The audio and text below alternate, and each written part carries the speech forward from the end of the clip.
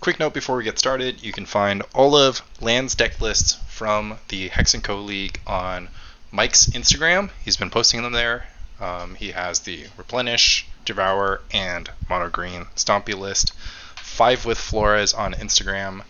That is 5 with Flores, FIVEWITHFLORES on Instagram.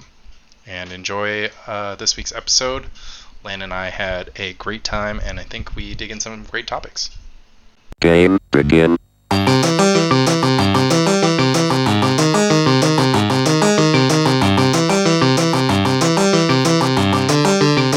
just showed up to play. I just show up and play. I didn't know there was like a structure or anything. Yeah, they're doing tournament every week, and after I don't know how many months, I'm going to assume that it's like 3 months, top 8 in accrued points play a like sweaty top 8, and the winner gets a one-of-a-kind playmat in addition to cash or store credit or something. Oh, am I obligated to play in the top 8? You're not obligated to play in the top 8. You can do pass downs, I'm sure. Okay. But you're currently number 2 in the ranking with 30 points, tied with Michael J. I guess that's pretty sweet. I've only been 4 times. Yeah. I didn't even know it was a thing. Well, welcome to Spy Colony. Mike is home with family. I'm here with the most beloved guest of the Spy Colony podcast. We asked our listeners what their favorite episodes were, and a lot of them just said any episode that had Lan. So we had to juice our numbers here and have you back on. Super grateful for all the affection, and I'm super happy to fill in for the inimitable Michael J. Flores. I think we will miss his hot takes, kind of, but well, we'll replace them with your hot takes. But yeah, so you've been at Hex Union Square weekly premodern leagues. These have been drawing anywhere between 13 and 24 attendees per week. You won this week, or you 3-0'd this week, because it's not like a Swiss structure. It's Swiss, but just 3 rounds. Mm-hmm.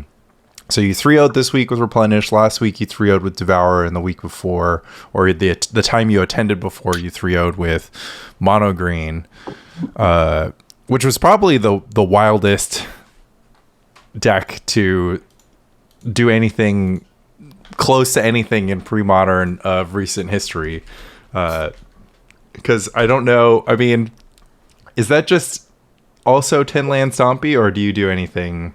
No, it's actually 14 land stompy. So what happened was I put together the 10 land stompy as kind of like a meme deck, right, just to have it in the gauntlet, and I kept tweaking it a little bit, and then I just couldn't help myself. I added like real cards to the sideboard, and I kept trying to convince Brian Kowal to just play it at LobsterCon. And then after he burned out in the main event, he went to play in the side event, the consolation event. And he was like, I'm going to take out these terrible cards and put in these like real cards. So he put in 6 cards from the sideboard and went 4-2 and got 9th. And that like ignited something. So then I tinkered with it a bit more. And then I got it to a state where I was happy with it as a so-called real deck, right? Where, not saying that it's like a tier 1 deck, but it's a deck that, you know, you can actually play and win matches and like do well in an event at, and just had like real matchup considerations. Like, oh, these are the matchups that this deck is like advantaged versus like these are the matchups that seem hopeless. And we've taken to calling it whole wall stompy. Yeah, and so we've got whole wall stompy. Yeah, we've got Lan Devour, and then the Replenish deck is just Replenish. So. Yeah, it's just there's nothing interesting in there. Yeah, it's a tuned list, but it's not like anything special about it. Brian is currently 4-0 in I think a webcam league with Stompy right now. Oh, I thought he's playing. I thought he's still playing the Supar wave deck, Surpar. No, in the current league, like he 3-0'd one day and then he 1-0'd another match because he's been giving me like updates. He absolutely hates hidden gibbons, so he just refuses to play them, right? And I told him that I think hidden gibbons are, largely a terrible card, but I think they're good in this deck because you're like flooding the board of other like creatures, so your opponents have to either dig for an answer or just like to respond to these answers, which would obviously turn on the gibbons. But he agrees that it's probably would be good in this deck, but he refuses to play it. But he's his list is just like a few cards from the one that I like ended up with at Hex, and SWB and Brian Galata just played it in side games, and then they really loved it. So, what did you do differently about that? Like, what cards basically were in the previous Stompy deck that you got rid of, and what did you add? Well, there were just like a bunch of like really, I think people just love the idea of the deck having 10 lands, right? So they would, there were like some flex slots, like sometimes people play Metendalion, which I didn't. Some people play Sky Shroud Elite, Vine Dryads, which were like, in the best of times, Vine Dryad is like a bulk common, and somehow it was a rare. It's 1/3 for some reason, despite costing 4 mana. Aren't there 4 of these in your deck? No, there were 4 of the one. There were 4 in the one that I 3-0'd with, but then we just got rid of them. Okay, I was gonna say, I was like, I can't really get behind the Vine Dryad here, but I guess you had them. Do you just sideboard them out that day, or just like wait? No, I mean, have you ever fucking ambushed a goblin lackey with Vine Dryad? No. It's like the best feeling, right? I was playing against Bill Ellis, and he cast like turn 1 Mog Fanatic, and then on his turn 2, he just refuses to attack with it. It's like, not falling for this one, Lan. He's like, you must think I'm pretty stupid to attack with my Mog Fanatic. Yeah, I mean, I did have a Vine Dryad in hand, so he was right, but there was no reason for me to like pull the trigger on it either. So it was like just like a weird like sweet. So like we took those out, but the main things that we added were 4 Calls of the Herd and 4 Treetop Villages, right? And this adds like a lot of robustness to the deck. Mainly because like the deck just is weak to like removal because it's it's creatures and creature pumps, right? And especially sweepers, but this gives you a lot of robustness against decks that play such effects. But also, as you well know, Call of the Herd is just insane versus goblins, right? Yeah. So they just can't deal with the 3/3, and then your deck has 8 of those plus 3 rogue elephants. And so we added those, which adds like a lot of like staying power and robustness to the deck. And then I think Brian really wanted to add Invigorate, and like Michael J. Flores also mentioned Invigorate. And Invigorate's like quite good in the deck too. Just like comes out of another free spell. So we did that, and we reduced. We cut out the Vine Dryads, added Invigorates. Up the number of, so it's like either Winter Orbs or Tangle Wires. I was playing Winter Orb at the time because I literally didn't own any Tangle Wires. That slot, I guess, is up for debate. We decided to go with Tangle Wire in the end because it's more proactive, right? Whereas like Winter Orb is only really good if you catch them with having tapped their mana. So. And we also increased the number of elves. We're playing like 7 elves now. Where I think a lot of the early lists were playing like 4 or 5. Yeah, and you've got Q Rangers, which are like also elves. Yeah, and then like we talked about Elvish Champion as a card that you could bring in versus other green decks, and as a sideboard card versus Sharpshooter. But that one's kind of like dicey-ish. Yeah, it doesn't really work against Sharpshooter because they just need 1 creature to die ever, and then you just lose everything anyways. Right? Yeah. But it's like sharpshooter's just kind of like, you know, a nightmare anyway. Yeah, right? yeah. So, but yeah. If you, and I think the math shows that there's very little difference. Like the differences between like having 7 of a card, 8 of a card are marginal, but every other level is 5 to 6 and 6 to 7. What's the what makes 7 to 8 so negligible? I think it's just because like you get 1 in your opening hand, right? Like there's like a diminishing cost, diminishing returns on the curve, right? Because the curve kind of looks like this. Or like if you have like 15 of a card, right? Yeah, sure. By 14, yeah. So it's kind of similar on that curve. Interesting. Because I have my version of the Elves deck that I'm playing right now, and I just cut 6 of the 8 cards that say untap target creature on them. Whoa. Yeah.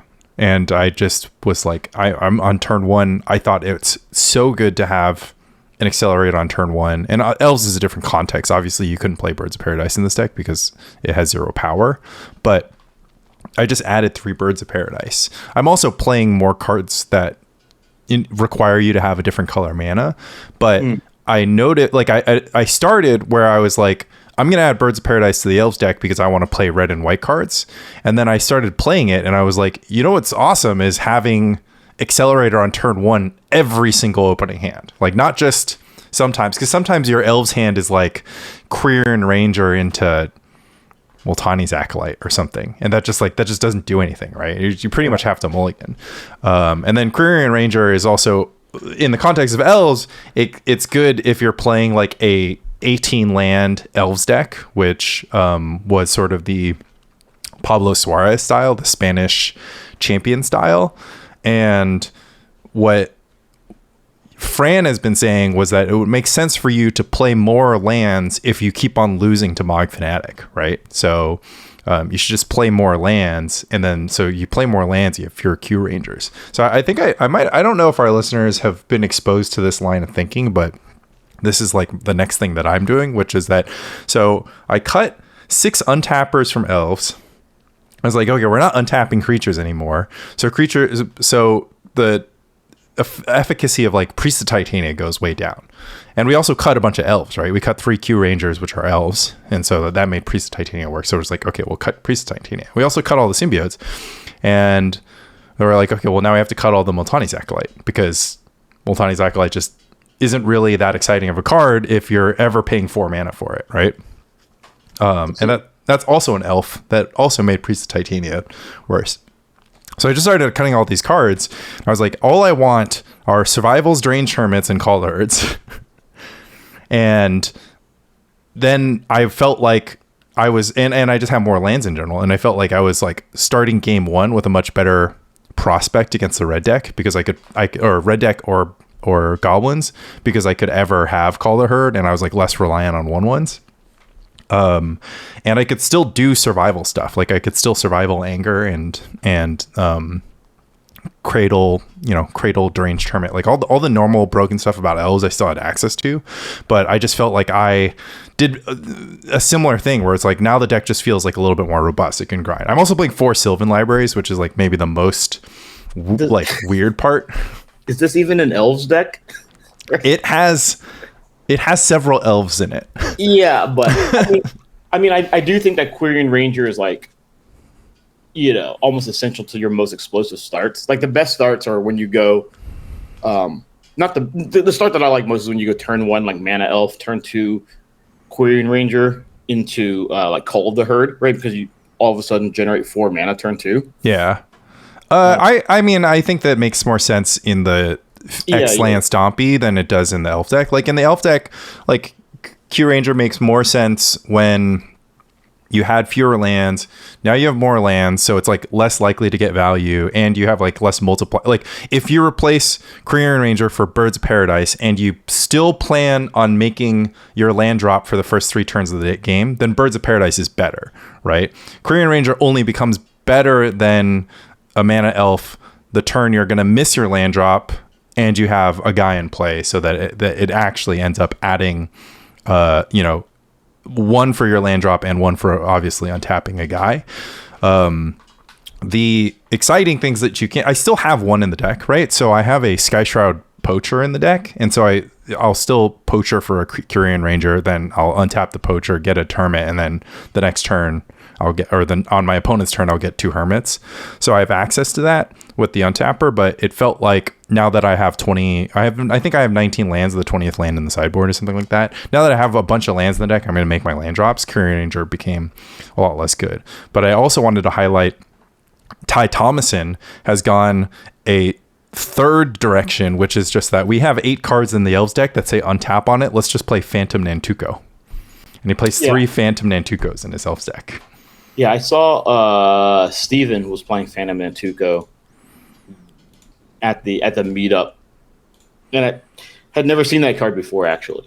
Yeah, so for the listeners, it is a Phantom from... all the Phantoms are from Judgment. It's a 2 and a G for a 0/0 that enters with 2 +1/+1 counters, and it has trample, which I did not realize, and it has tap to put a +1/+1 counter on it. So if you have a lot of times in the Elves deck, you're just like sitting there with all these untappers, and you actually have nothing to untap because you're like, okay, well, I'm going to untap and have access to like 30 G on their turn to do nothing with, right? So they just started running Phantom Nantuko. Maybe you could hard cast a Vine Dryad on your opponent's turn. Yeah, he, I think turn 3 killed Cam at LobsterCon with his Elves deck. Ty? Yeah. Yeah. That sounds about right. And so for what it's worth, I mean, most turn 3 Elves wins involves 3 things. It involves having wooded foothills, so you get your mountain without paying mana for it. It has Priest of Titania, which you are probably casting without, casting with haste. It has a cradle, so that your turn 2 you have access to like 1,000 mana, right? So you can basically have a sequence that's like Forest, Mana Dork, Mountain, or no, actually, how does it work? Yeah. So it's like, geez, I actually haven't written this one out for a while because I forgot. It's like Forest, Mana Dork, Cradle, Dork, like Survival or Priest Survival. Then it's like Natural Mountain, and then Scale Out of Control, as long as you have the creatures to do it. Yeah, it was something like where Cam flipped up a 2020 Devour, attacked, and then Ty like chump blocked to go down to like 1 or 2 or whatever, and then just cracked back and won. So, I guess like the question is, and I'm not very well versed in the Elves deck, right? But like when I first started playing premodern, Michael, do we call him Michael on this show or do we call him Flores? I mean, we use all of them. We go with Mike a lot. Mike, okay. Yeah, we save the syllables. He's all things to all people. Yeah, Mike was, and Mike. This changes week to week with Mike, right? But at the time, day to day sometimes. Yes, yeah. But at the time he thought that Elves was like by far the best deck, right?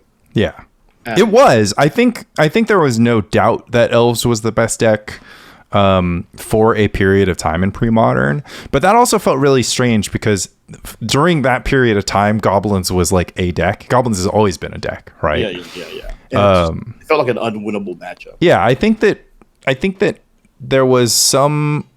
I mean, the premodern historians of the world will explain this with more accuracy, but I'm going to guess that fewer people were playing red deck in the context, like red deck and Goblins deck in the context that Elves was succeeding, because Elves was extremely good at beating every, and it still is actually, and I think this is part of why Elves is successful now, is that it's really good at beating all blue decks, all other green mid-range decks, all Stasis, Terravor, all Terravor mid-range. Like, so if you look at the Elves decks matchups, right, it just loses really hard to Replenish, Burn, Goblins, and to some extent Red-Green Oath.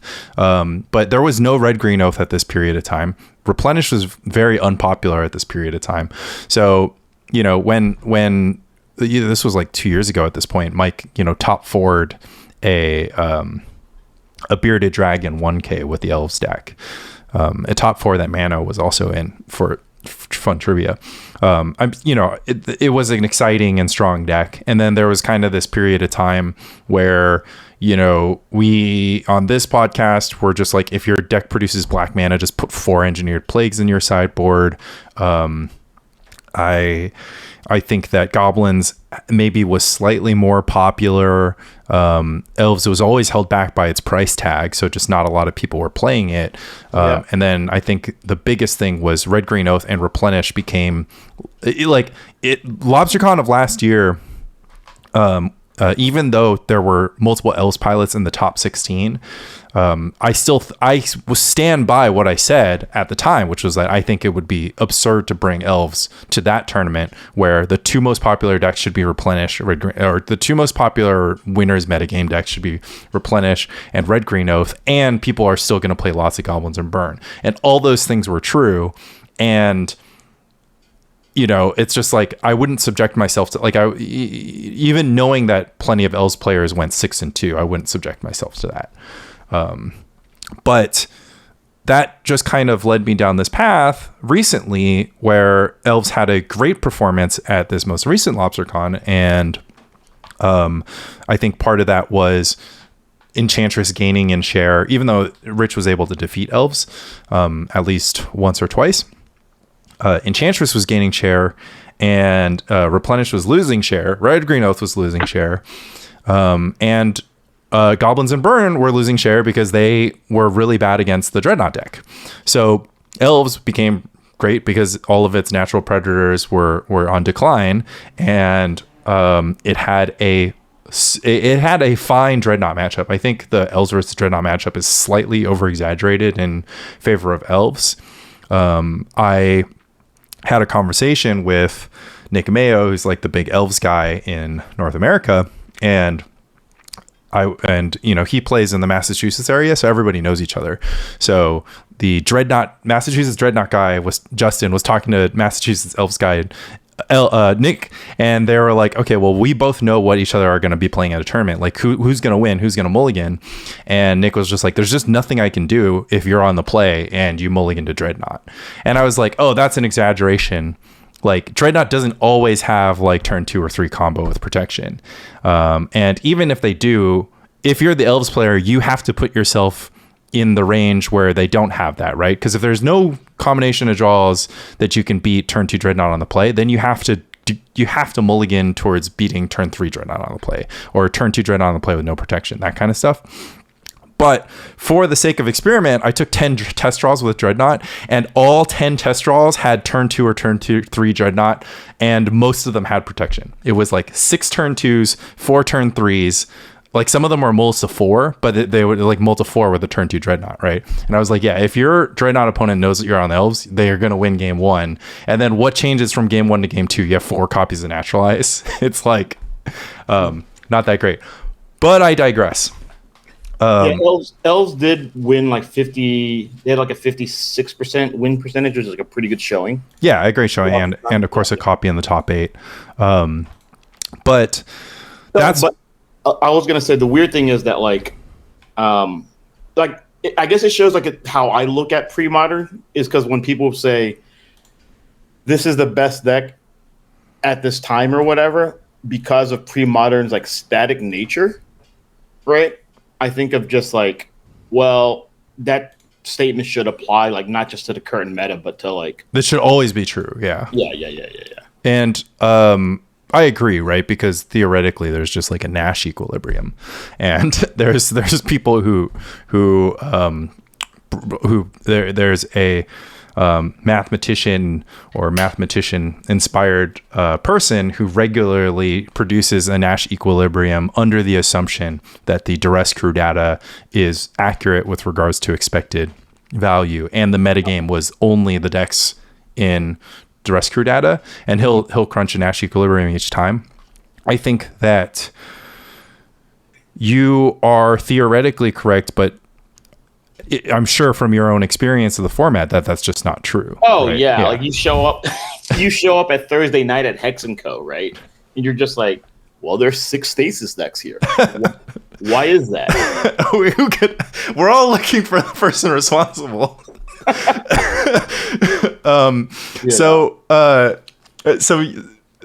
Basically, that's why I ended up looking at Elves, and I was just like, okay, well, you've got this deck that could produce 3,000 mana. What do you need 3,000 mana for? Like, what if you just cut all the cards that make it so you make 3,000 mana, and instead of making 3,000 mana, you only make 7, which is good enough to win a match of Magic, right? And that's kind of where I led to cutting the untappers, because I was like, these cards are the cards that make you bad against Burning Goblins. If you take them out, then you can address that matchup better. Yeah, that's a weird thing. Where I think I was talking to Brian Kowal about this, about the Stompy deck, where like the high end of the Stompy deck, like it was not a really powerful deck, right? Because like when I was playing against Chris Cruz 1 week, he was on Green Red Ponza Oath Ponza, and it felt like an unwinnable matchup to me. Like game 1, he was on the play and he just goes turn 1 Sphere, and I just have a handful of Elves, and I'm like, I think I had like Forest, Llanowar Elf, Quirion Ranger opening, right, with only 1 land, and I was like, all right, land, go. And he goes like, turn 2 Sphere, right, and I'm like, yep. It like beats me down with like, Mistress Factories, and then that's the game. And in game 2, I think like I probably should have mulliganed more aggressively against Oat to find enchantment removal, but I just kept a Crumble in my opener, and I went turn 1 Elf, and he goes turn 1 Oath, right, and then that felt like that was the game. Right. But what I'm saying is that like, so that deck has like a low like ceiling, because it doesn't do like a super powerful thing, but I think like the bottom end, right, like for the mana cost that what we're doing relative to what other decks do at these mana costs, it's like more powerful. Like, and I think that's what you're trying to do with your build of Elves, right? You're trying to like, yeah, I mean, I have no interest. Raise the floor and lower the ceiling. Absolutely. I just have no interest in doing 3,000 damage, right? So like I mentioned this last week, but I was just like, Elves have Kamal in the deck, and it's like, okay, well, for 11 mana you can deal 30 damage. It's like very exciting. I'm just like, Deranged Hermit is like just right there. It's like for 5 mana you can deal 9 damage. It's like 9 damage is enough most of the time, and it's like if you have 10 mana, then you deal 20 damage. Right? Kamal is like the kind of like upper middle class, like people who go to like Costco and buy like giant tubs of goldfish crackers, right? Jesus, more than they'll need. Yeah, but it's at scale, right? Whereas like people like you and me, we have to go to CVS, right, with our payday loans, right, and buy little bags of goldfish crackers. We're just like, well, this will get me through the day, right? Yeah, I mean, it's all you need. And then tomorrow's a new day. Yeah. So, yeah, I mean, that's exactly what it is. Because I was just like, oh my God, like, that's why we actually had this conversation on the podcast previously, because, you were just like, you were basically saying it's like Replenish is just this powerful deck, right? You're just like a very, very powerful deck. And at the time, I just didn't think Replenish was that like a good deck, right? I thought that Replenish wasn't going to be better than, it's more powerful than a deck like Burn or something. But my attitude towards Replenish was very similar to my attitudes towards Burn, which is just that like it's going to win a similar amount of matches. That shifted over time, but I just wasn't impressed with the deck, and I thought it was very interesting that the power level was kind of factoring into your mind, because I would contend that this is like something that Michael J gets tripped up on, right? Because Michael J was like, the Elves deck can do 3,000 damage. He was like, saw a clip on YouTube, right? He was like, it's like, if you don't have Kamal in your deck, you can't do 3,000 damage. And you can only do that because you can animate your Gaia's Cradle. And I had a similar thing. I had a discussion. This was with Quirion Gamer in the Elves Discord. And he was just like, all these people, except for maybe 2, right? He's like, have never animated a Gaia's Cradle. And I was like, I've animated a Gaia's Cradle. I just don't think I need to do that in a game. But there, obviously when you do it, it feels like you did great. But then you know, when you start looking at the context of that game and you're just like, oh, well, what happens? Like, well, your opponent didn't cast any removal spells and they just they weren't killing you. They just weren't doing anything. Like, you did 3,000 damage because you were completely unopposed. Like, I have no interest in gaining more. Like, I don't have to be faster in that game. I don't have to be more powerful in that game. I just need to get across the finish line with my goldfish crackers and my payday loan. So, and I think you can just do this for every deck, right? I have the same attitude towards Mox Diamond, right? Or it's like a lot of people are just like super enamored with these Mox draws, and I'm just like, they're a huge liability sometimes. Sometimes that card, you know, is the difference between winning or losing, and it's just a lot more subtle when you lose to Mox Diamond than when you win with Mox Diamond. And I've been advocating for trimming 1 or 2 copies in the Oath Ponza deck because I think you can afford it, and I think that the Oath Ponza deck, because it just doesn't really draw any cards out of its draw step, and because it plays so many lands, it actually doesn't, like, the way the equity is distributed versus like opening hand Mox hands versus not drawing Mox in your opening hand is just so lopsided. And depending on what kind of world you live in, you'll get more equity over time by just having fewer Mox in your hand. You described a draw that maybe a turn 2 Sphere of Resistance was not as good as a turn 1 Sphere of Resistance, but I've generally contended like against most of the metagamers, like I think if you just cast these cards on turn 2,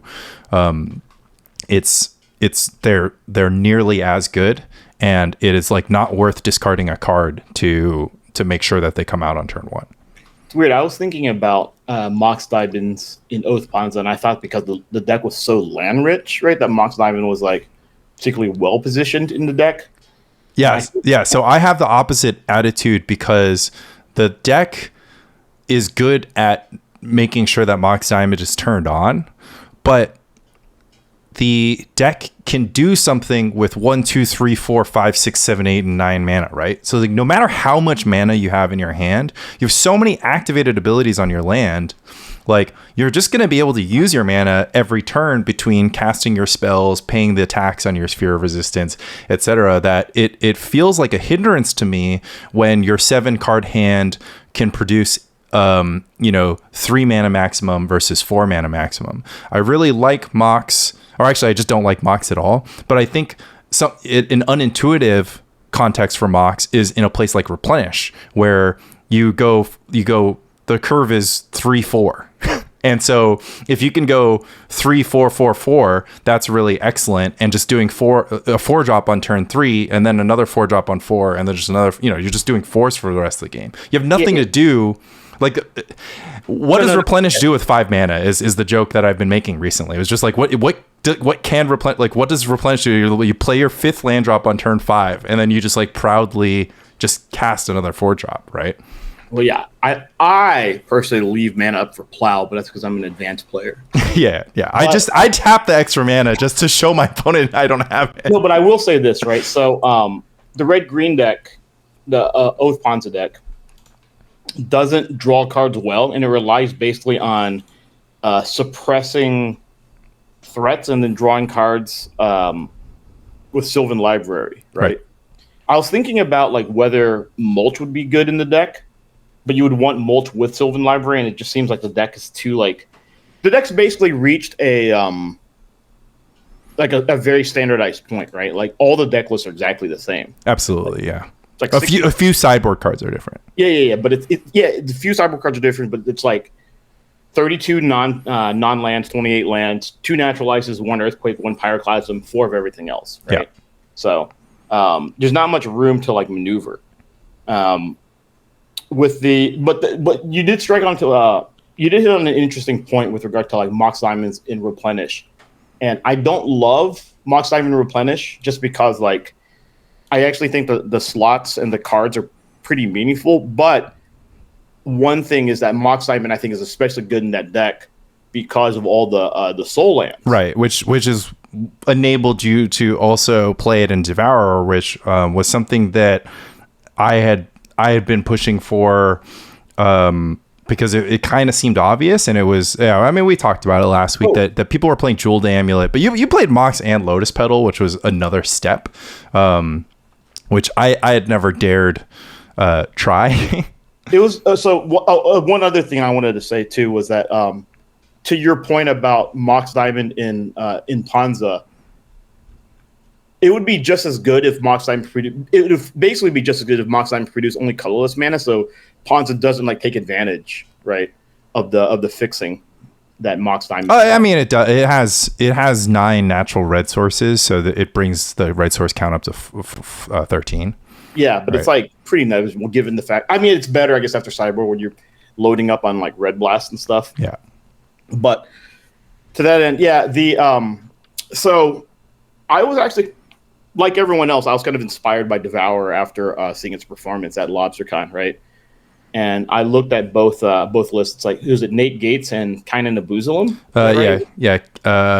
I don't remember if it's Keenan or Kainan. It's definitely not Kainan. Okay. Yeah. Sorry.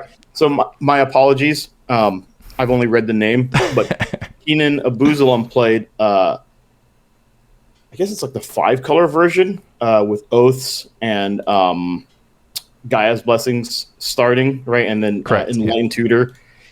And Nate played a more standard, like, red-green version. And then Blue-red, with Ancestral Knowledge being the only outlier. And then someone else played a more standardized, like, red-green version, and they won the Sunday Hartford SEG. Blue-red, yeah. Yeah, blue-red with 4 Xanthid Swarms in the sideboard. Right. So I kind of like looked at all these lists, and I looked at a bunch of other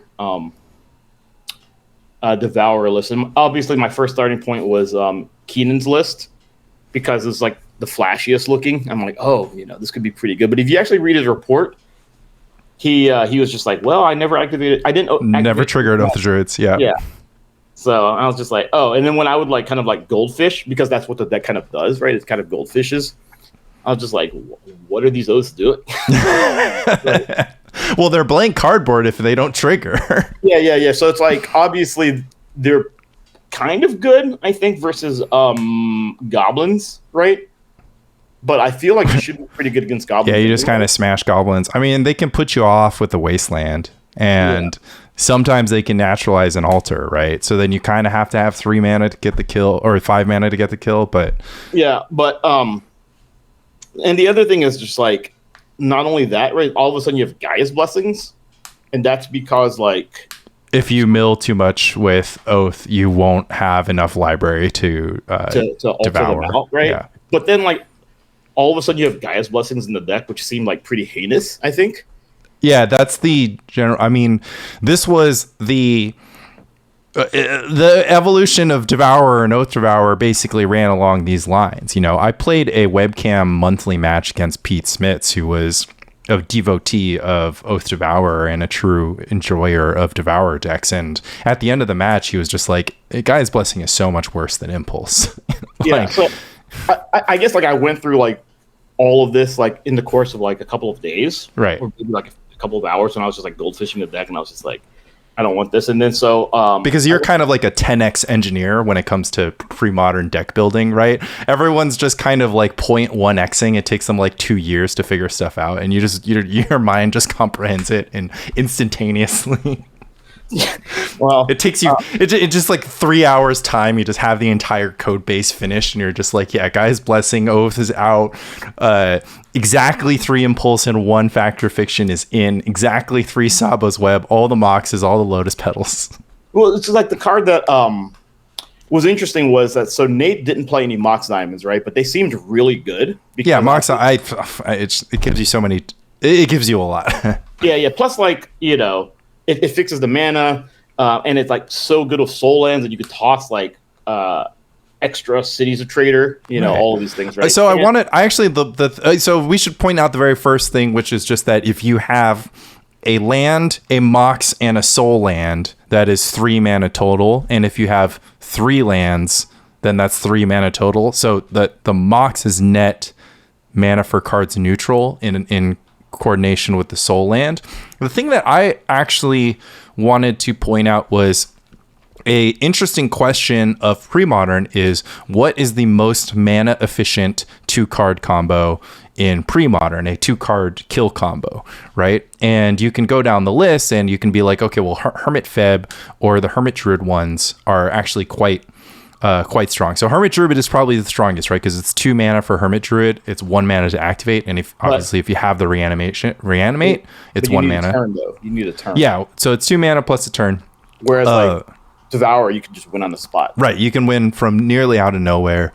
I'll get to that. And then, of course, the HFeb side of it, or the Feb side of it, is just like 1,000 mana, because it's like 2 mana for Survival of Fittest, multiple mana to get your shit in the right place, and then it's like 0 mana because you're abusing Palancron. But the setup is insane. So initially I was just like, Devour is extremely great on rate for mana, and the thing that kept on tripping me up was like, it looks like it's a 5 mana combo, but the mana that you spend on the artifact that you're tinkering needs to be included, and as a result, a card like Mox Diamond is like -1 mana because it is putting you +1 mana ahead, and it is sacrificing to tinker for 0. So it makes the combo, at any given point in time, like quote unquote 4 mana to execute.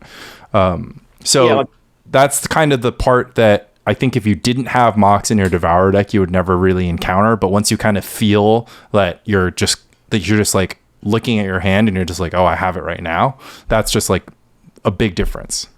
Yeah, and I guess there are a few things like to say about this, but I will say, to preface all of it, that Devour is like a super fun deck to play.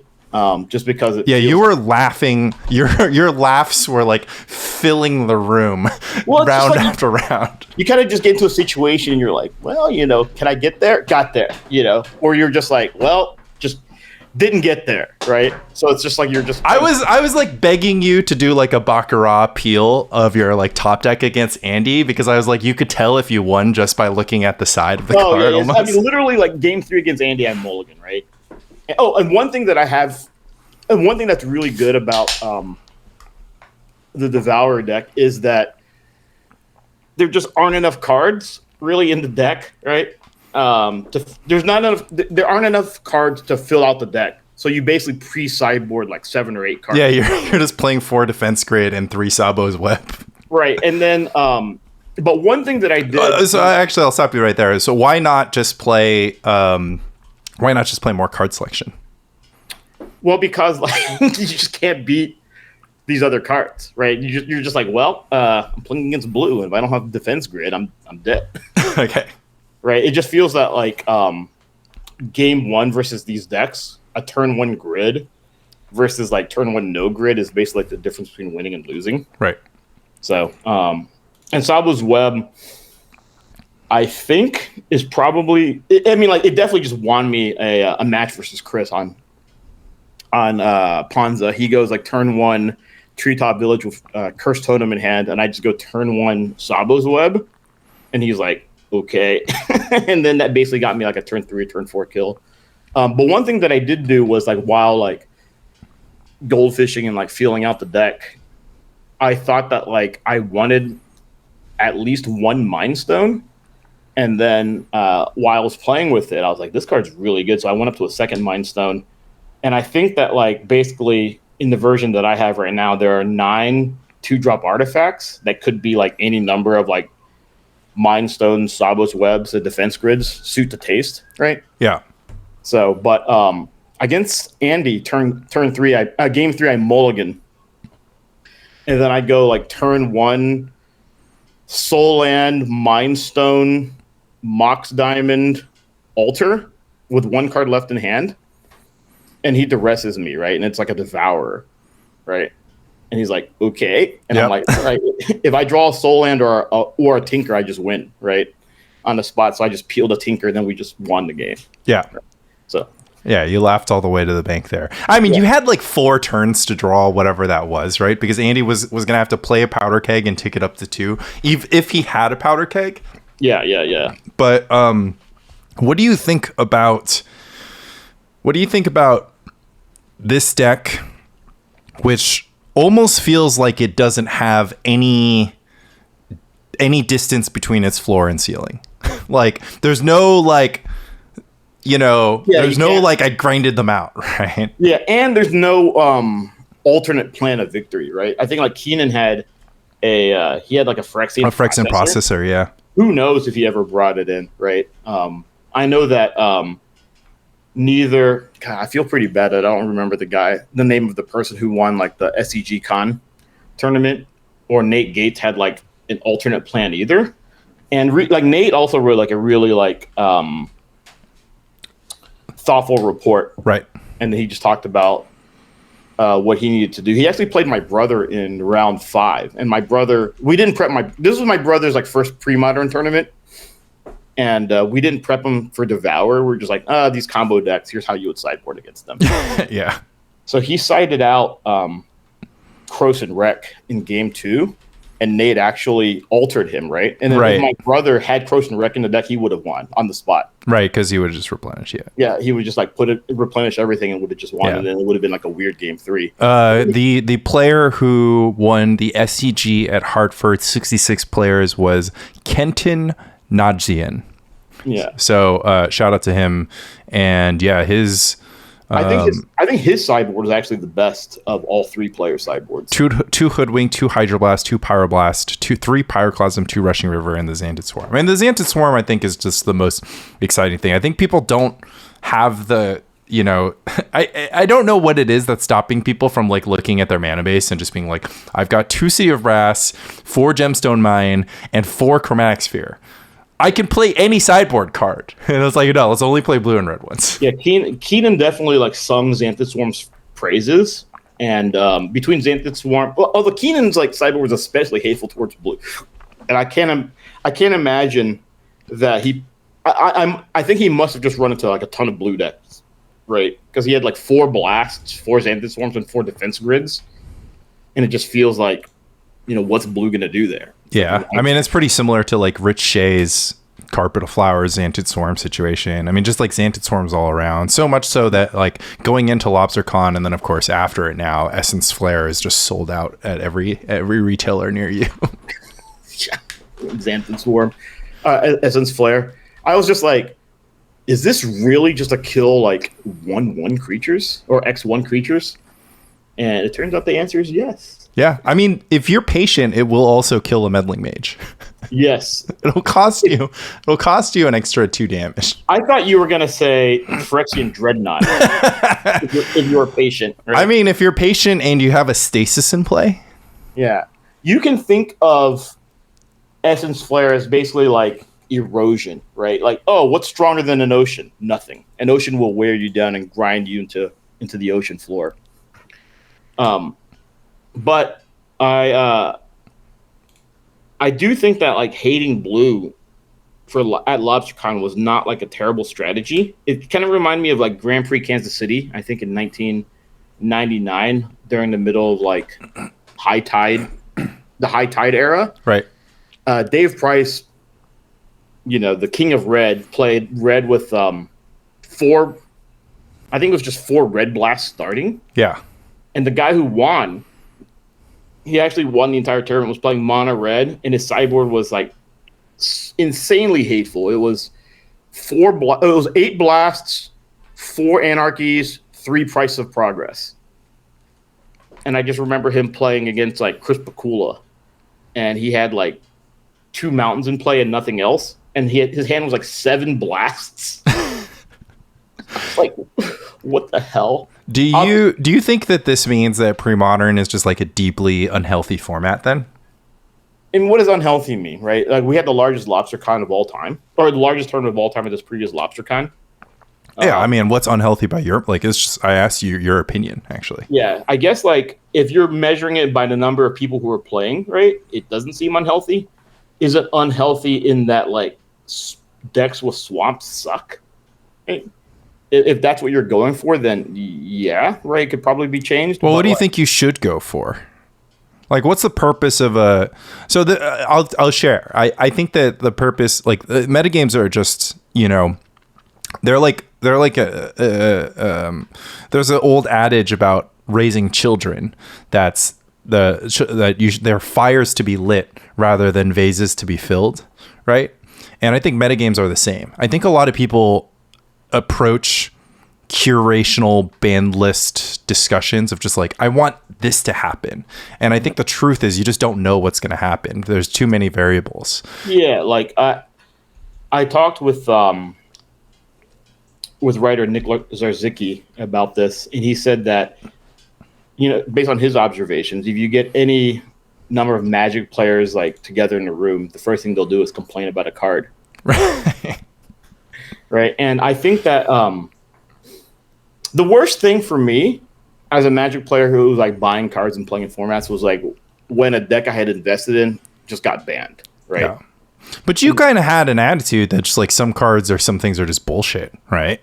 Well, yeah, I think like, or some like rules, sure, stacks or whatever. Yeah, yeah, but that's like the parallax enchantments, right? So it's like, so the counterpoint to what I was saying was like fires to be lit. It's like, okay, you can just be like, sure, that it is that, but I just don't want parallax tide, right? So some people are saying like, if you do this, then you'll see this happen. So that's one thing, and I think that's always just kind of like extremely speculative and just like a very dangerous line of thinking because it's so unpredictable. It's like you're not going to get what you want, right? I think that if you do ban a card, there's just like you said, somebody's going to be complaining about the next card. Like, no, not everyone's ever going to always be happy, and it's also like I've said this before, but I'm just like reiterating it. It's like, if you don't want your lands to be destroyed and your spells to be countered, like the two most famously, or your cards to be discarded, I guess is the third thing. Those are like the three most famous feel bads of Magic design, right? A lot of people just bounce right off the game or competitive play because they're just like, oh, you countered my... countered my 8-drop. I spent all game playing lands. Yeah, I spent all game playing lands, and you countered my 8-drop. Right? It's like, oh, you destroyed my land, so I couldn't cast my 8-drop. It's like, oh, you discarded my. It's all the same thing. And I'm just like, pre-modern. It is specifically built around one of the most oppressive card sections of card printing of all time. Like we've got Winter Orb, Armageddon, Counterspell. I mean, Fire Blast, like whatever. I mean, we don't have Hymn to Torok, right? That's like the only thing that we don't have on the list of I wish we did. Yeah, on the list of like extremely annoying cards. We have Ritual Hippie though. Yeah. Which has obviously taken a lot of people's lunch. So that is all to say that like saying that something's like not good for the format on the basis of it not being fun, I think is just like very thin because just the format isn't fun. Like if you want to have fun while you play Magic, just like go cube or play Commander, right? This is for people who hate fun and themselves. Well, I mean, I do have fun, and I pretty good self-esteem. But I will like. But I was gonna say like the two things that like feel especially bad, right, about constructed Magic are when you've invested in a deck and suddenly like something is banned from that deck, and suddenly like that deck like you can't play it anymore, and your cards just lose value, or when they print a bunch of cards like Modern Horizons that like eradicate a bunch of decks that you've built, right? Yeah. Like I think one of the big selling points of pre-modern is that you can buy as few as one deck, as little as one deck, and play it, right, and just tinker with it, and then you can just buy more, and these decks are pretty evergreen. Well, there's balance here, right? Because you especially can't have, I mean, if we just zoom out and talk about Magic as a game, right? The thing that you're saying just can't be true if, I mean, I'm sure some part of you, maybe these days are past, right? But some part of you just needed the new puzzle to solve, like at roughly once a quarter. Yeah, I mean, I probably would have thought that I would have gotten tired of pre-modern, right, by now. But like it's slow pace of development, plus the existence of like puzzles to like continually solve to some degree, right, has like kept my mind. Plus, like my friends' engagement, like you can't really put a price on that, right? It's the fact that like I'm still talking with you, still talking with Mike, still talking with Steven and Cam and all these guys who are really still into pre-modern, right? Bill Ellis, for example. It makes me a little more curious. Like I basically didn't play Magic for a year, right? And but Steven like always like still did. And when I found out that the meetups were now like regular and at Hex, which is like it's like one train stop away from me, right? One express stop. So I was like, oh, I can just stop by. It's pretty easy. It's not. It's on a day that I don't have anything regularly scheduled, so I could just go down there and we'll see, right? Right. And it's been fun. And like, will I feel this way in like 2 years? Who knows? The world may not even be here in 2 years. Yeah, that's fair. Yeah, I mean, I think it's interesting to me because my attitude is just like, I just want to, the keeping your mind occupied, but I also just feel a pretty steady like improvement in like my ability to play the game better and build better decks. It's just like each day, like, and yeah, I mean, there is a slow pace, but it's nice, right? Because if I wanted to do the same, if I wanted to be engaged with a contemporary format in the same way, like I wouldn't have time to uncover, like I'm enjoying feeling a little bit like an explorer in unknown lands kind of thing, and just like mapping stuff out, right? I'm kind of glad that I get to be the first person that I know of. Obviously, I get to be the first person that I know of is just cut all the Korean Rangers and symbiotes from Elves, right? Somebody had to help me do it though. Elves, yeah, quote unquote Elves. Symbiote's an insect, right? So I get those points back. The person that helped me do it, I have to shout out Manny Matinho, who happened to be the second place guy at SCG Hartford with his sort of Trinity Green style elf deck. He's playing lots of Priest of Titania, but yeah, he was just like, oh, I play 0 Wirewood Symbiote and 1 Korean Ranger, and the Korean Ranger's only job is to untap my 4 Skyshroud Poachers. And so that made me think, I'm like, okay, well, what makes this deck tick? Like, can I do the things that your deck does and still do the things that Survival Elves is good? Because he also cut the survivals, but I guess they're back in his 1K list, but I don't think he had them at LobsterCon. I guess I'll have to fact check. You can just look up Manny Mutino on Spice Rack, but basically, it's so exciting to me. It's like Elves just wouldn't be a deck 3 years later in any contemporary format, but Elves has just been a deck for 3 years, and there isn't a ton of Elves pilots, and most of the time they're doing exactly what you say. They just have the deck in their deck box, and they're just like, yeah, and they change a few sideboard cards, they try out a few things, Call the Herds, Tempting Worms, Biorhythms, Hunting Packs, and they change like a few tech cards here and there. And so, yeah, I get to feel like I'm constantly cooking, where I'm playing different survival decks, I'm trying different cards, and then I look at Elves and I'm just like, oh, well, I wonder what happens, and I get to like kind of conduct this experiment. But I guess the sort of underlying thing that's happening here is also the competition is so mixed. I'll just say it. It's just soft, right? That like almost whatever I do, I get immediate positive feedback because like, the base level of what I like, I can just make a deck worse, but I'd never know it because I'd probably win roughly the same amount of matches. Yeah. I will say that as part of like my pre-modern journey, have you ever seen the movie Shame by Steve McQueen with like Michael Fassbender? I read a book called Shane about traveling outlaw cowboy. Is that the same thing? Not is that Shane? Yeah.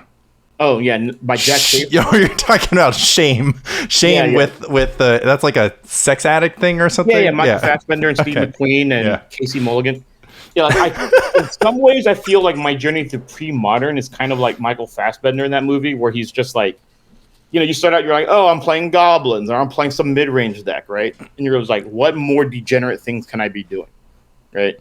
And I'm just like, I think it was like probably like a year and a half ago, I would have looked at Devour and I've been like, I fucking hate bullshit like this. Right.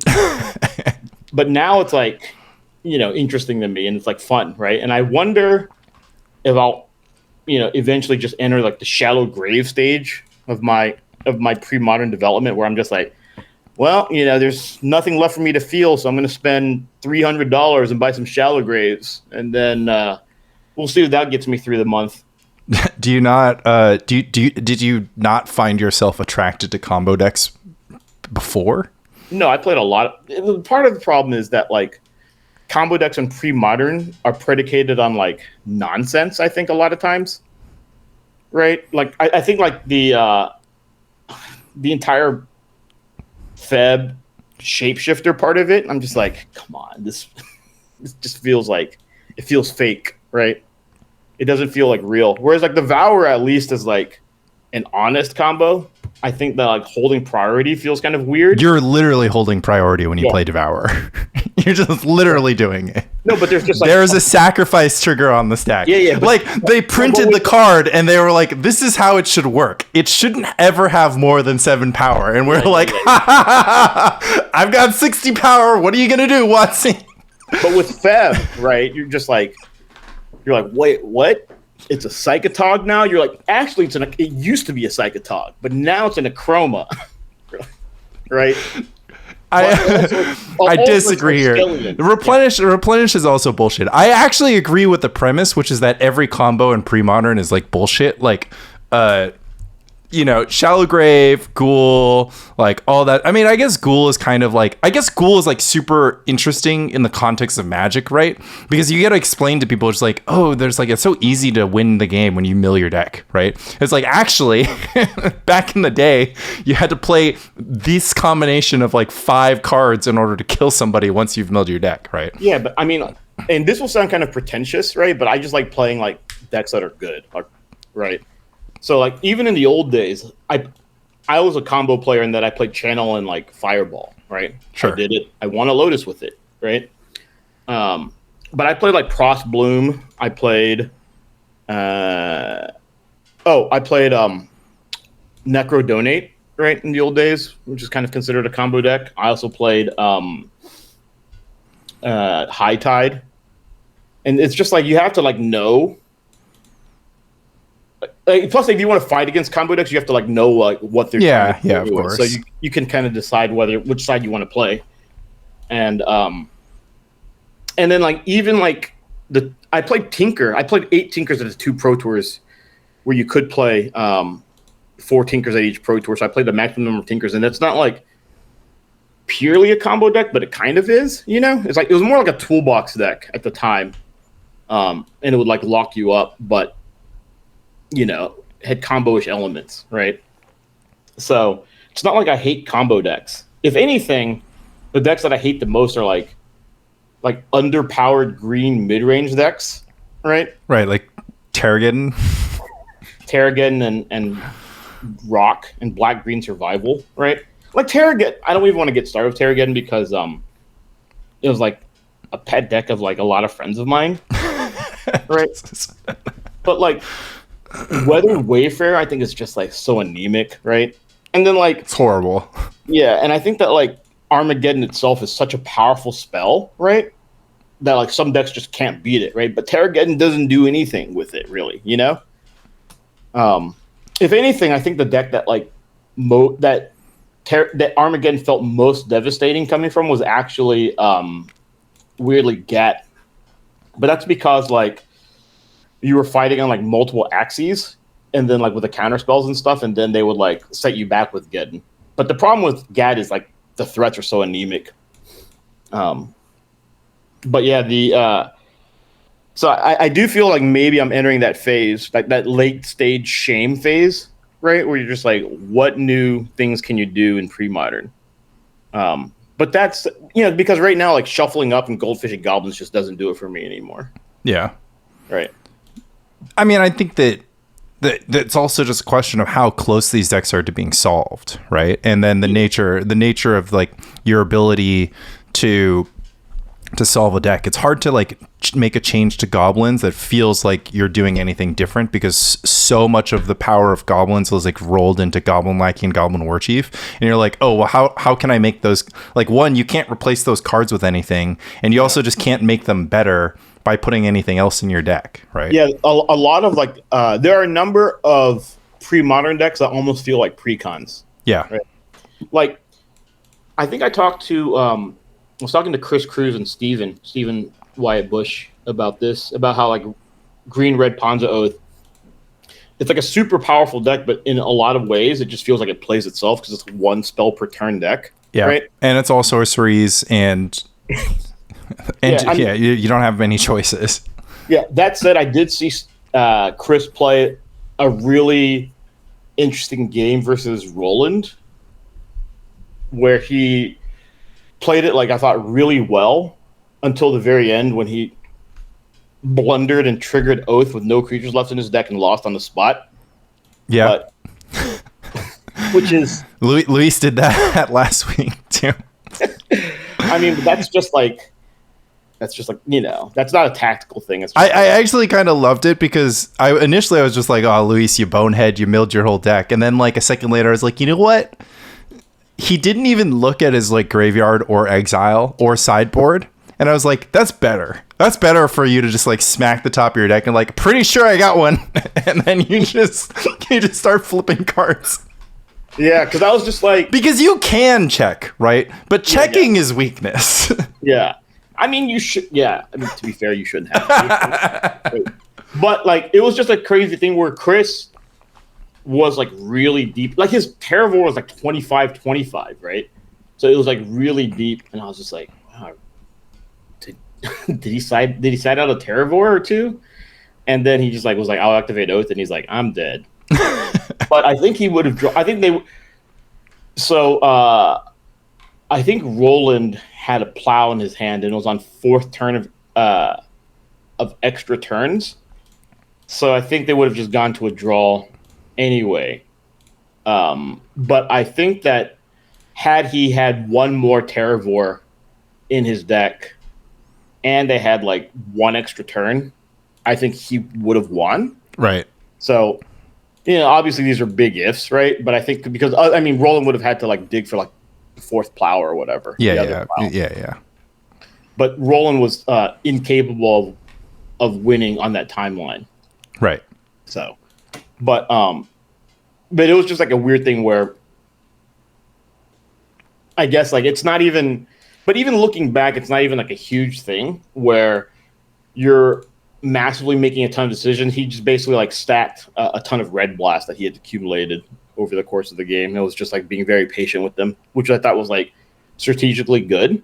But overall, I think the deck is just like not one that has like a lot of decision trees. Well, yeah, I mean, you're just describing a case in which you're adding instants to your all sorcery deck, right? So you're just like, oh my god, I just tripled the amount of decision making I have to do.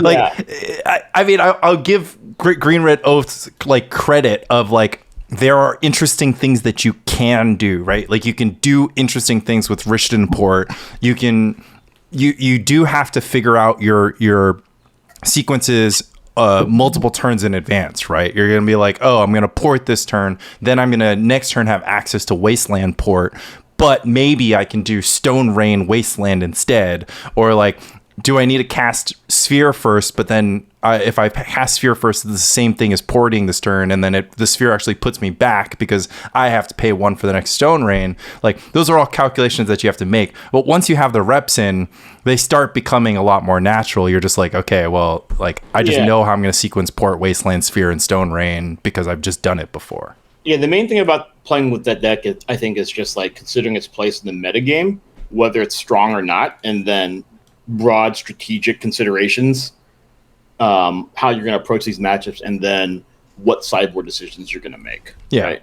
So it's just like, it feels like a pre-con. Goblins, to some degree, feels that way. Definitely, yeah. Yeah. Burn, to some degree, feels that way. Absolutely, yeah. I was playing against Bill. I will say this, though. I was playing against Bill. Bill was on Burn. Bill cast Urza's Bauble, and I was like, thank God. Right? Thank God he cast this instead of anything else. But his draw was like pretty anemic, so game one I just I felt like I was going to win anyway because I plowed his turn one pup, and then turn three I cast a 2-minute, and then I just hit the mother load when I activated a 2-minute on turn 4, and I just had the full combo on turn 4 anyway. Right? Yeah, that's pretty hilarious. Yeah, so that felt great. And then game two, again he starts out kind of slow. He gets like turn 1 Mog Fanatic. And then he casts turn 2 Lavamancer, and I have Blue Blast in hand. And he casts Bolt, and in response to the Bolt, I have to Blue Blast like the Lavamancer to prevent him from getting 2 extra damage. Right. But then he's stuck on 2 lands, and then he just bolts me a couple of times to get me down to like 12 or some bullshit, right? And then I just cast a Morph Exalted Angel. And he had one card in hand when I cast the Exalted Angel, and I tell him, and he has Mountain Barbarian Ring, right? And I just look at him and I go, I hope you're just choking on that Fire Blast, that you can't even like throw your game away to kill this Exalted Angel. And then he draws and flashes me a Fire Blast. Yeah. So that's just the way it goes sometimes. But Burn feels like kind of very similar to these other decks, right? So I guess like, after your victory and Brian's victory last year at LobsterCon, it feels that like Stifle Knot has kind of reached that point, right? Where I looked at a lot of Stifle Knot lists, and it's like almost exactly the same 60. Like the guy, Justin. Yep. Justin Provençal, yep.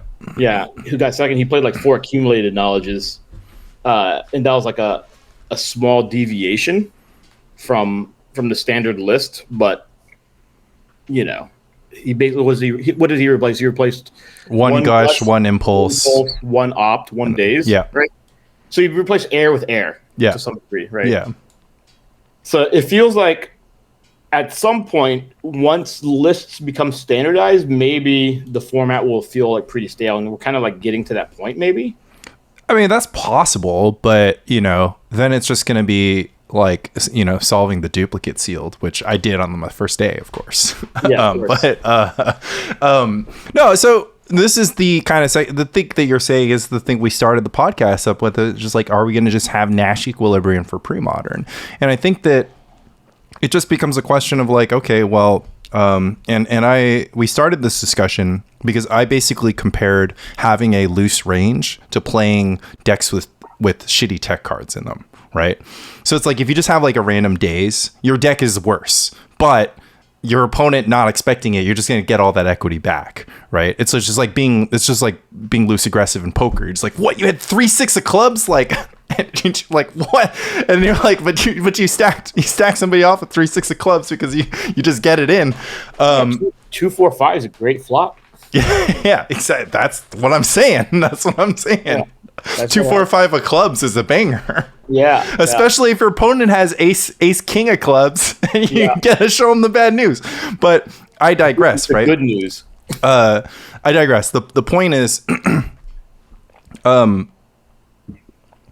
you can always show up to a pre-modern tournament with some dumb card that you love in your deck, and you will probably get some people with it. And because we don't play that many games or rounds in any given pre-modern tournament, like there's no point to having 2% edge, because you just don't have time for that edge to compound, right?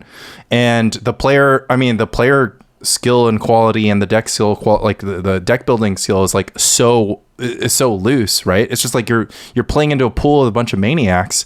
So it's like, sure, you can play like some good exploitive strategy against the maniacs, but you just don't have enough time to end up on top, right? Yeah, I actually had an idea for a brew that I may try to put together for next Thursday. It's not going to work because that is Juneteenth, right? And I think I have like something planned for that day. But I do have an idea that I would like to like bust out. Who knows whether it's going to be. It's funny, like when I have an idea, the way I test it is I just kind of goldfish at my table, and then I'm just like, okay, this deck's good, or I'm like, oh, this deck's not good. It's like the way that's how I figure things out. Very weirdly, I actually don't play any games. Right. When I talked to you, I think I talked to you. Like the only times I ever played Replenish was at that the Chill tournament and at this meetup. But I've goldfished like X number of times and made like adjustments to the deck based on that. Yeah, I mean, I think that's like, that's just like the 10x engineer at work, right? You just like don't even bother playtesting against humans. You're just like, I'll just play against my imagination. Just play against my brain. It is the worst playing against some people where they just like make mistakes, right? Or they're just like, like sometimes like I'll play against Mike, God bless him, right? And he'll like start trying to like tell me what I should be doing, and I'm like, don't tell me what to do. But he did teach me a lot about elves, right? Because like there's like a learning curve with regard to like the mechanics. what you should be searching for and stuff. with Yeah, Survivor. sure. Yeah. I mean, I think that it's a little bit overstated. Like, I think you just need to like figure out the intersection of how much mana you can make versus how many creatures you have access to, right? So the number of creatures you have in hand is like the starting variable, and then everything gets decided off that. But yeah, if you miss, like, I think that the interesting thing is like the 2 or 3 turn sequences where you're just like, okay, I've got this much mana on this turn. You have to decide if you're playing to top deck a creature or not top deck a creature, that kind of stuff. Like, that's when things get spicy. But like, yeah, use Korean Ranger, use Symbiote, pick up your Korean Ranger, replay Korean Ranger, use that Korean Ranger again. Now I have 30 mana stuff. Like, that's just kind of like once and then that's just like mechanical stuff. Exactly. Yeah. Basically, though, every time I draw a hand with Elves, I go into every game of Elves thinking, how can this produce 3,000 mana? Yeah. And then you're just like, you look at your deck list and you're like, damn it, Lanny gave me the no untappers, so I can only make 10. Yeah. If you can't, I should get like a T-shirt made, right? It's basically like, you should basically just look at 3,000 mana as your rightful dowry. Yeah. Or like, in online dating. Like, if you can't provide me with 3,000 mana, then you're not for me. Right. Just look elsewhere. I kind of was curious about, in this context, if you have any attitude towards, I mean, I talk about it ad nauseum of just like kind of improving or trying to improve my technical play. Have you noticed that premodern, maybe, if it's not sharpening you, or if it's keeping you sharp, or if there's like any point where you feel better than you were before, Well, I mean, obviously, like, I'm better than I would be if I hadn't played. Like, there was a period when I didn't play for like 10 years, like literally 10 years between like 2001 until I moved to New York in like 2011.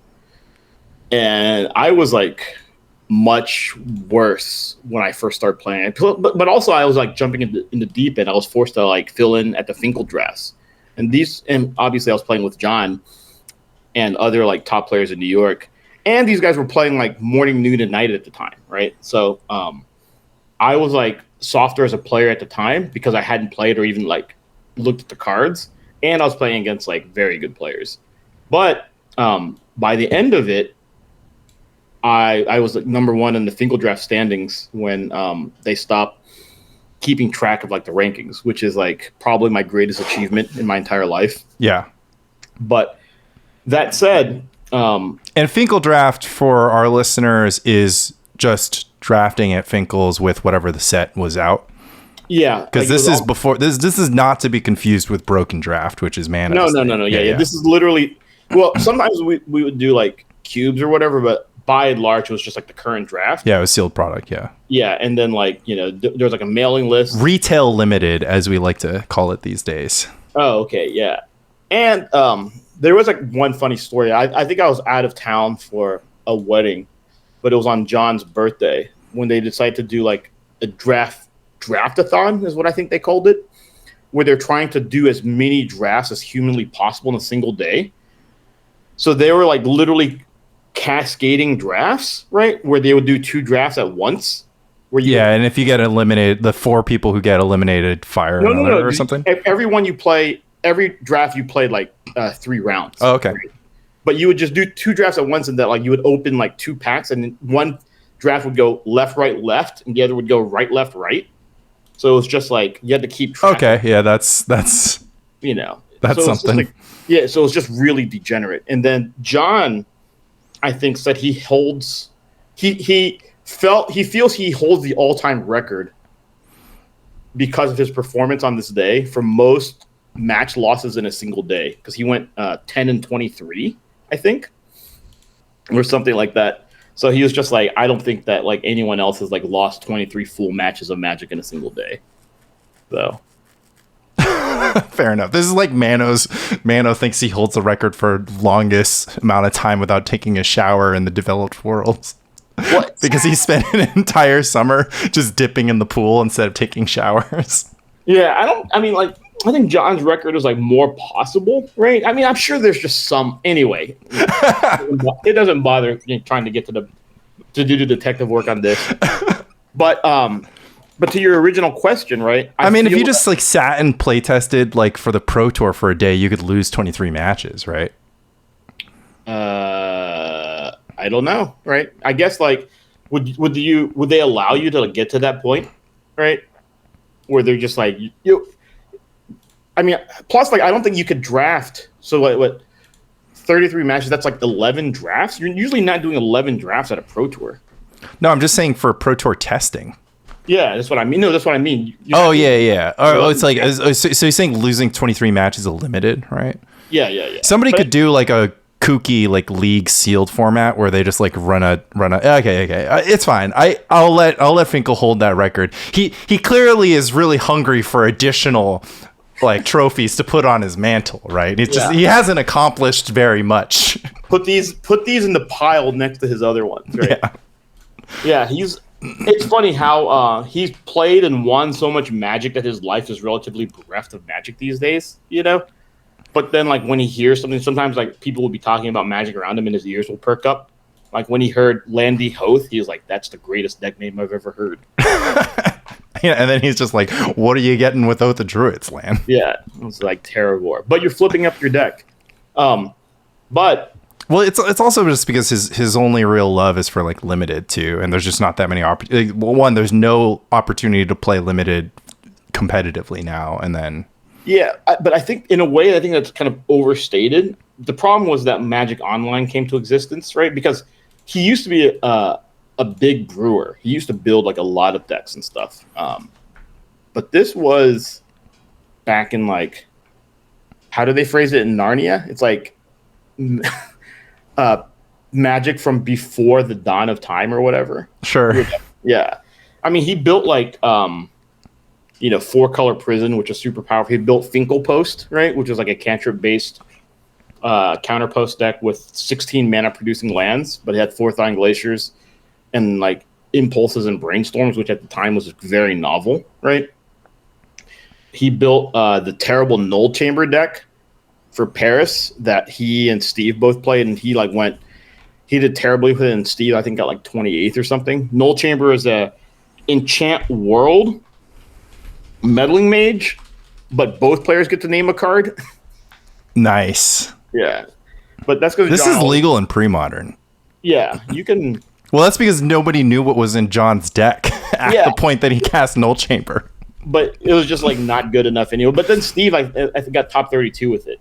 Can we just play Null Chamber and like a deck that has no staples? So your like opponent's just like, I don't know, Portent, and then you're like, got none of those. Yeah, I guess you could play a singleton deck, except for the non-singletons are 4 Null Chambers. Yeah. Right, and if they name Null Chamber anyway, you can't cast the second one because it's an enchant world. Right. So, but to your original point, I feel that like because I've kept up with Magic to some degree over the last like, X years, I'm not as tight as I've ever been, and I'm not like the world's tightest player. But I think compared with the pre-modern community, I'm like quite tight, right? Right. And I think I play like overall like pretty fast. I think the way I would phrase it is how some people phrase like, I think a friend of mine said this about Chris Pakula at his job, that he had like the best autopilot game he had ever seen. I think my autopilot game is like very good compared with like, average. So that's actually the most important part, because I think that a part of improving for everyone is breaking from autopilot in situations that are unintuitive, right? Yeah. Like, I think that it's interesting because I mean, to a certain extent, all Magic has to be played with heuristics. The game is just it's too broad and complex for you to not have heuristics around your game. And there'll be small ones which you can through repetition just be like relatively aware of, like if you need to play your land in your first main phase or after attacking and that kind of stuff. But and you know, I haven't been playing. I don't have as many reps in Magic games as you or Mike, or as any of the kind of old heads. And so it's always interesting to me to watch like more experienced players play, because they do things intuitively that I think that are like very interesting, whether or not I think they're, you know, correct or not, because it's interesting to be like, what, because a lot of times you probably make a play and you can't even identify why it's intuitive. It's just the one that's present to you, right? Like you just be like, oh, it's obvious that you do that. And then if somebody asks you why, then you have to actually think about it. I think I can personally, but I will say, like, to what, well, that's a skill, right? Yeah. To what you're, I was always good at like articulating and explaining things, but to your point, it was kind of where Brad Nelson was when he was playing like so much standard, right? That he said the first 4 turns of standard were basically scripted, right? Where you would play like, you know, coming to play tap land, turn 2 like Fleecemane Lion, turn 3, you know, leave up mana for Abzan Charm or whatever, you know. I mean, what is that? I mean, is this like a pattern recognition thing, or is it just like because that's what's also very weird, right? Because like you could sit and you could play. Magic's just so broad, right? So you can play 20 different formats with different card sets, but if you just did that and you did a bunch of matches in every single format, and then somebody gave you a new format, you would have so much muscle memory built up from that. And so I think that like I mean, I don't know. It's kind of an interesting problem to solve, because Rebel was really dead set on improving her game, and she was just making plays that were really bad and asking questions that were difficult to answer about, like, well, why is this bad? And you know, you would have spots where like Mike or I were like really struggling. Like there was like a you know, she was like playing in my GAT deck, and she just like threw out like she like played Fire Ice in like a strange way, right? And we are like, oh, don't do that. And she's like, why? And I was like, well, you know, it's just not a good play. Well, yeah, I mean, like there's sometimes weird times you have to use Fire Ice, like where you're like, well, I need, you know, my hand is like pretty weak, so right, you have to draw a card. Slow them down by tapping their land during their upkeep, right? Get a 1-use cantrip, but you want to. Obviously, I'm not explaining this to you because, like, you know, right, how to use Fire Ice in GAT, right? But like, it makes me think of like what she could have done, right? Did she?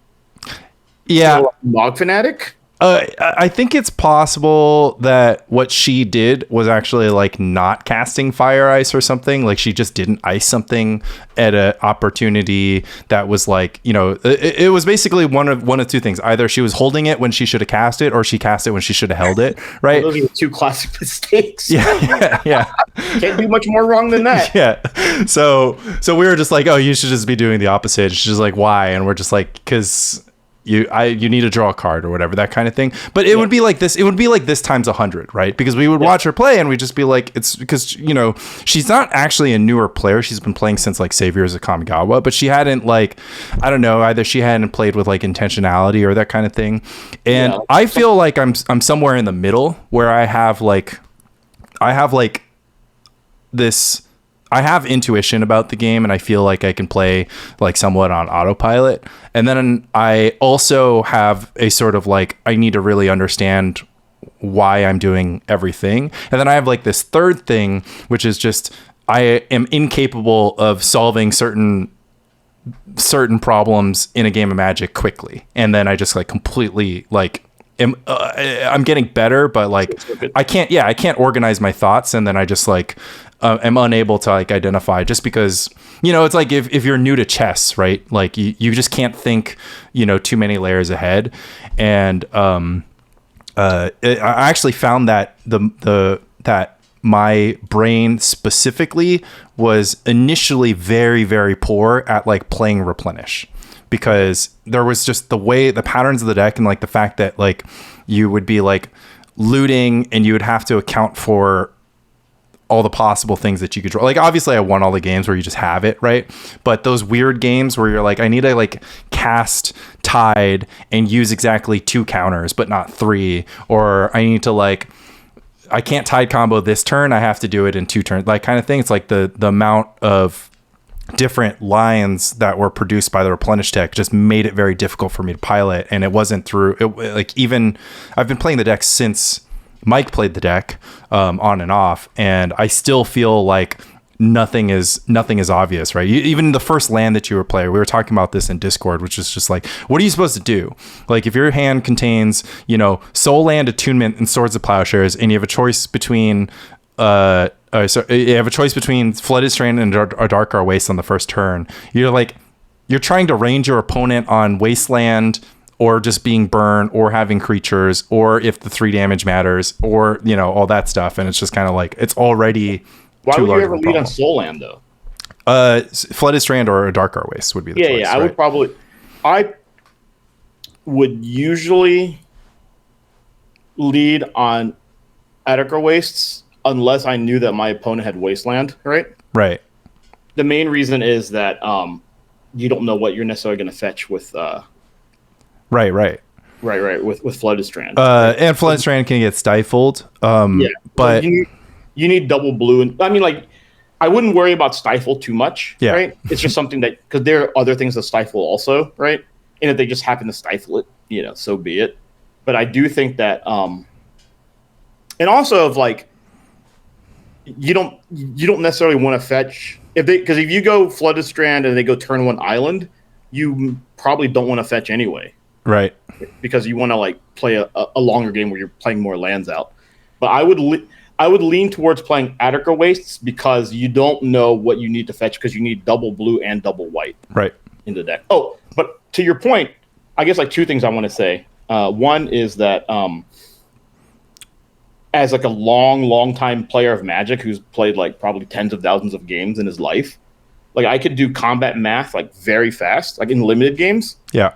And I just know like when to attack and not to attack. And a lot of times like newer players or players who play less limited will have to like think about how to attack. And then like sometimes I'll attack like in a certain way, and then my opponents will like sometimes not really know how to block, right? If it's like a friend, I'll be like, look, just block like this. Right. I mean, that's kind of an exploit. Like, I think that I had this spot where I was just like, I too play enough limited that I feel that I'm a master of combat, except for I was like 2 elephant tokens against like War Chief, Goblin Matron, and my opponent's on X life total. And so I'm like in a position that if my opponent has like this set of draws, they'll just like completely run me over. But like, they can also have another set of draws where they like just grind me out or take advantage of the fact that I have one fewer blockers.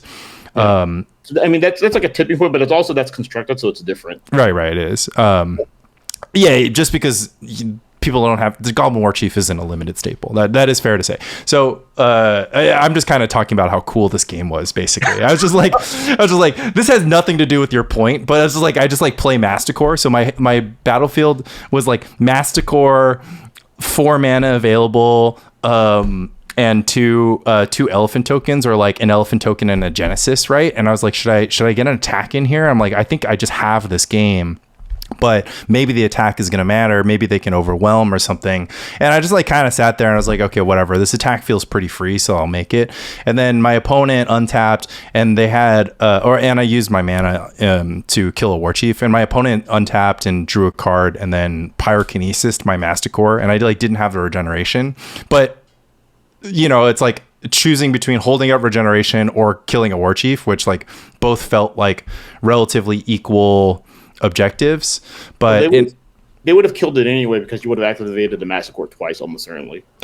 Exactly. The attack didn't factor in, but it did kind of. I was in a place. I thought about the line for quite some time, and I was just basically walking myself through, and I was just like, what makes sense to do here? Because I've always struggled with, and I think this is just Magic. It's like your choice of like when to be conservative and when to not. And like, it just happened to be right that taking the most conservative line, like just playing for my untap step, should have been the line that I took.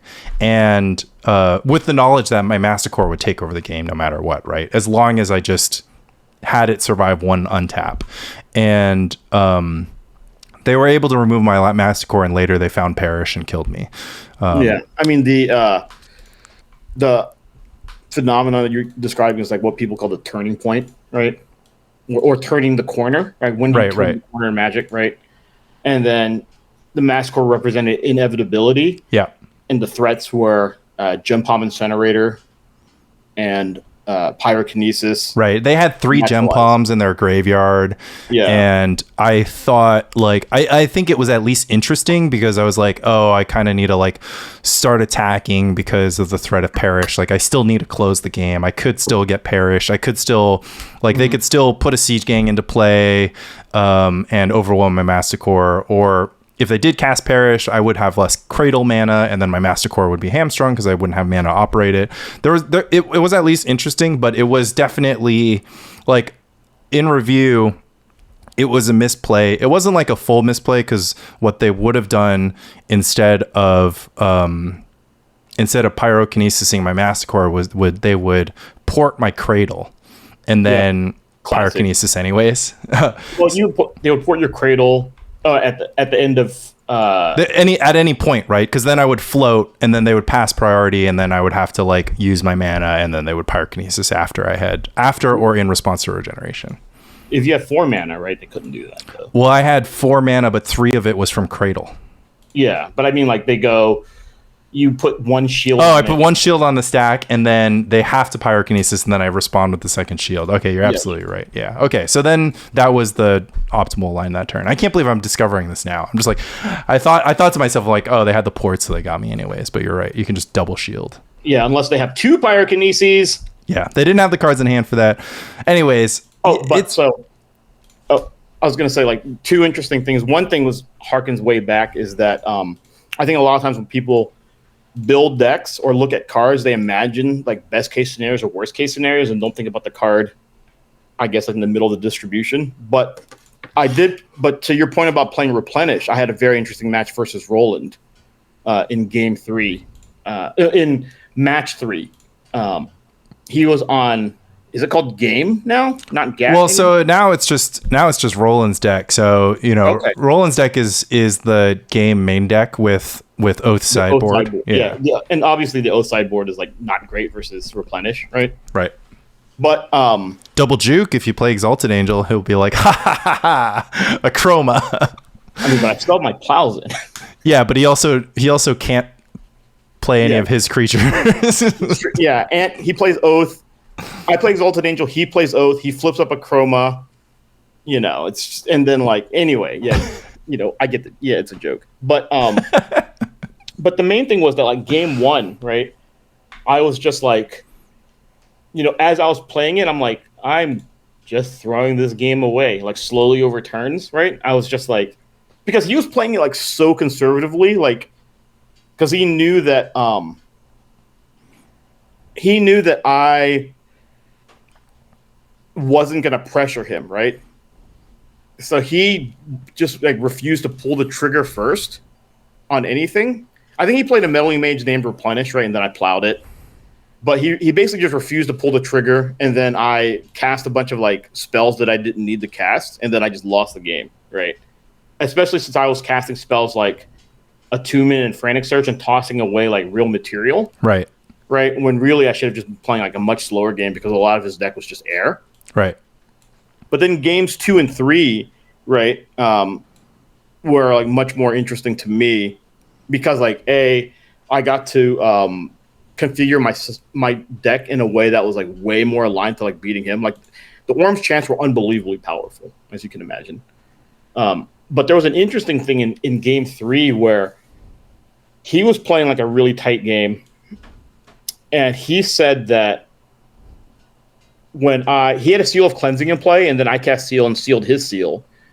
And he said that I just kept playing around days, which I kind of did like because I just felt like I was in no rush to get things out, so I could afford to do it, right? And I could just wait until I got to like 9 mana or whatever to like double spell. Yeah, that's an answer for what does Replenish do with 5 mana.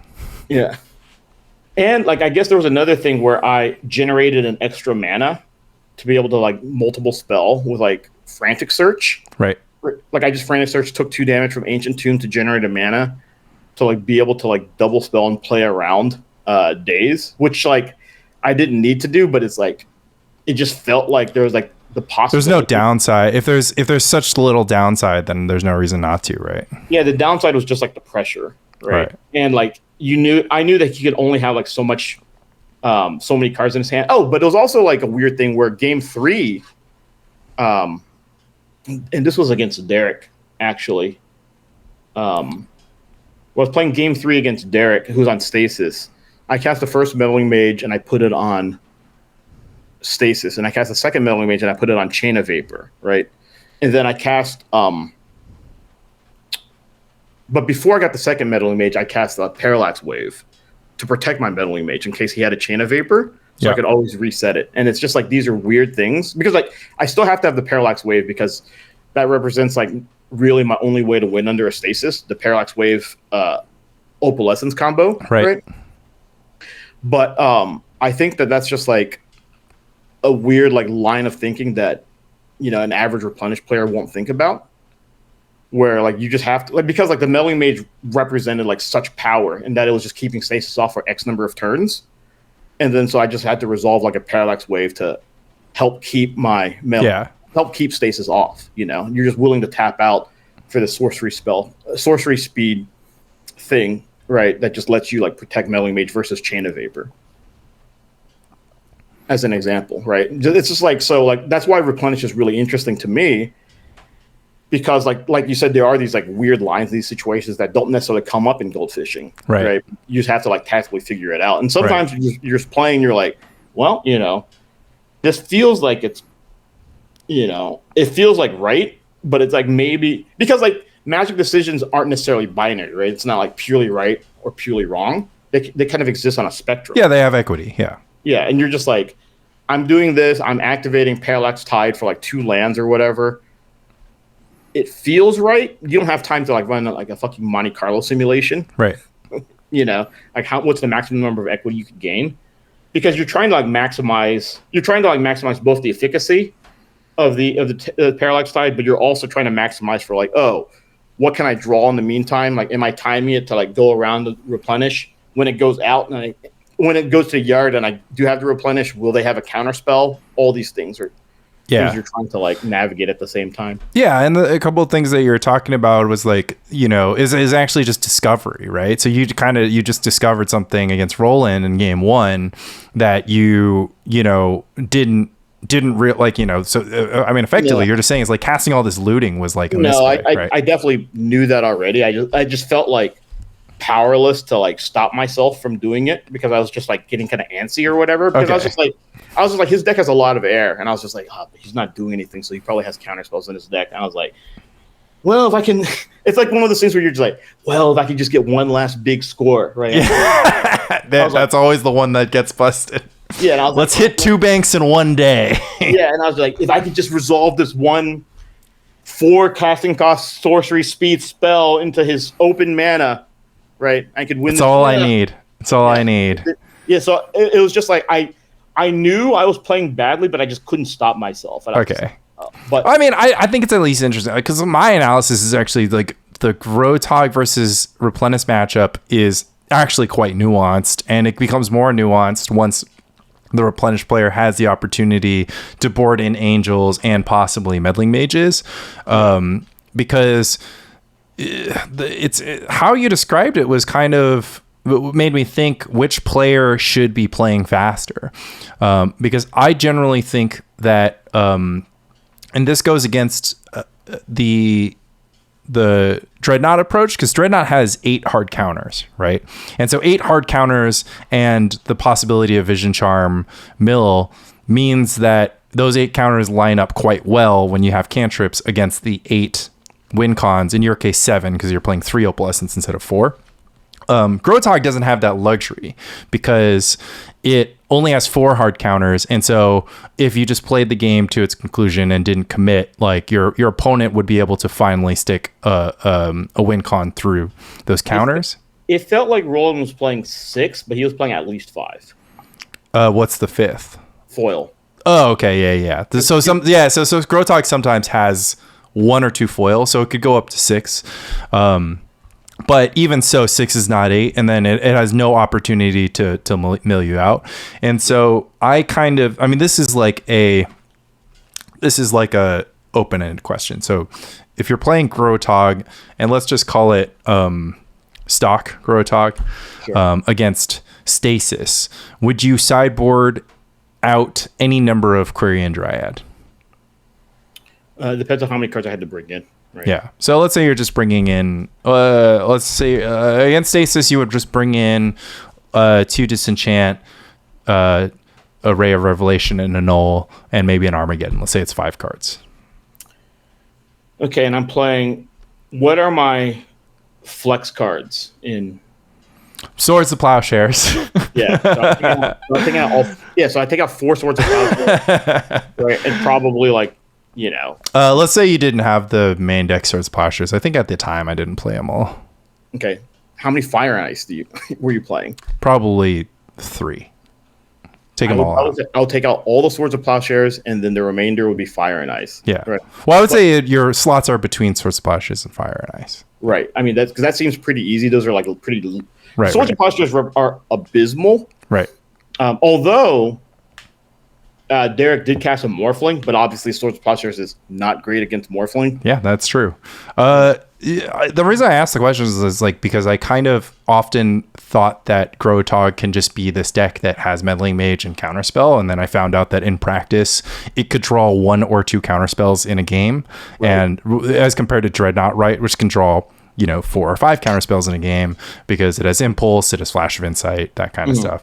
And so what I realized about the Grotog deck was just that you should just almost never be control. Like you should just be you should stop 1 or 2 things, but you should never plan on stopping everything, right? And as a result, you would never board out that much Query and Dryad. I think you can probably trim 1, but I've noticed that even games where I'm like, the way I'm going to win this game is Meddling Mage, even those games, I still just want Query and Dryad. Yeah, the Grotog deck, right, you should think of as like a Counter Sliver deck or like a Delver deck, right? I think, right? Where you're playing a low resource tempo oriented disruptive game. Right. Is how I think about it. Right. And in a way, like watching Roland play his deck, I was like, this feels just like Delver, right? It feels like you're playing Delver and it's like right in your wheelhouse. Like it's like the deck that's like perfect for him almost. Yeah, it's definitely his comfort zone. And I think I tried to get him on the deck multiple times, and then he finally got on it when he saw that I was playing Mystic Enforcer. That was like the moment. Every time before, Roland was like, kind of doing this Dreadnot thing. He plays Burn or whatever, and he's got all his foils and whatnot. I'm like, Roland, I mean, I think, the Grotog's a great deck. I think you should be playing it. It's got that Delver feel. There's a lot of reasons why it isn't Delver, namely the lack of Delver and Force of Will. Yeah, I just mean like... No, I know what you mean. I'm just saying a lot of people come in and they're just like, Grotog is the closest to Delver. I'm like, it is the closest to Delver, but it is very, very far from being Delver because... it's like those like, what job are you best suited for, right? And they're like, professional basketball player. Yeah. Like, oh, but it's only a 32% match. Yeah. There you go. That's me. Yeah. I'm 6'3", but it's... But yeah, it was actually that deck, game or whatever, and Roland's deck that like set my mind like whirling with regard to maybe like this new deck that I'm going to build and try out. Yeah. I mean, Grotog is like one of people's favorite like canvas to paint upon because it has like a 5-color mana base and Gush, and you're just like, surely we can do something better than cast Query and Dryad with all of this like flexibility. It's like you have Xerox too, so it's just like you have the ability to find any card that you want with surprising efficiency. You have the ability to produce any color you want with surprising efficiency. You're telling me that Query and Dryad is the best thing that you can do. And I played that deck. I played Query and Dryad, Meddling Mage at a Grand Prix. Yeah, it was awesome. Yeah, I got 33rd, but I did. So this is actually pretty funny. So can I? I'll just tell like anecdote. Yeah, of course. So this is when I thought that you don't have to ask for permission. By the way, Mike doesn't ask for permission. He doesn't ask for forgiveness either. It's weird. So this is the first time I thought I was going to stop playing Magic forever, right? This is like happened to me multiple times. And obviously we know that no one ever stops forever. Yeah. So this was 2002 Grand Prix Houston, and I was visiting my parents that winter. or maybe I was still in Austin. It didn't matter, right? So, but it was local, and I was like, I'm just going to go play. And then, it was either like Ruben, Kibler, or Dano that just gave me a deck, right? It gave me a deck list, and it was like Super Grow, which was the Miracle Grow deck, which is the Quarian Dryad Xerox deck, but with Plows and Meddling Mage, right? So obviously this and Mystic Enforcer. Yeah, it represents like a tremendous leap in power, right? And I was playing, and I was 5-1, and I got paired against this guy, and says that like, look, I've never made day 2 of a Grand Prix, right? Will you draw with me? And I'm like, you know what? This is my last tournament ever. I'm just gonna play it out, right? Sorry, man. And he was just on mono green stompy, right? And obviously, like, you know, winter orbs we both have winter orbs, so winter orbs are just like useless. But I also have plow, submerges, and legacies allures. So I win the matchup in like, you know, after sideboarding, but I win the matchup in like 5 minutes or whatever. Okay. And I'm like, you know what? I honestly don't care. I just give him the slip, and I'm like, you could fill it out however you want, right? You could take the win. I don't give a shit. And I just walk out. I see him just like walk up to the standings and just go deep into tank. and he's like, you know, so he gives us a draw, and he takes the intentional draw but then it turns out he would have made day 2 at 5-2 anyway. Yeah, I was gonna say. Yeah, he was just like paranoid about it, right? Come day 2, he just like 0-6s, right? And tanks my tie breaks. And then I end up like 33rd. And it pays out to 32, right? For what it's worth, Ben Rubin got second at this tournament with the same deck list. And I think Kibler also made top 8. And he was like, hey, man, sorry, I went 0-6 day 2. I'll get you dinner or something sometime. I was like, is that really going to happen? I'll never see this person again. But then... And then the person turned out to be Michael J. Flores. No, it was at Grand Prix Seattle. I was working and I came to the game, and I see this guy. He's like working as a judge there, and I'm just filming, right? And this is like in 2009. And I came to game being your documentary on... the unfinished documentary that we worked on from 2008 to 2010.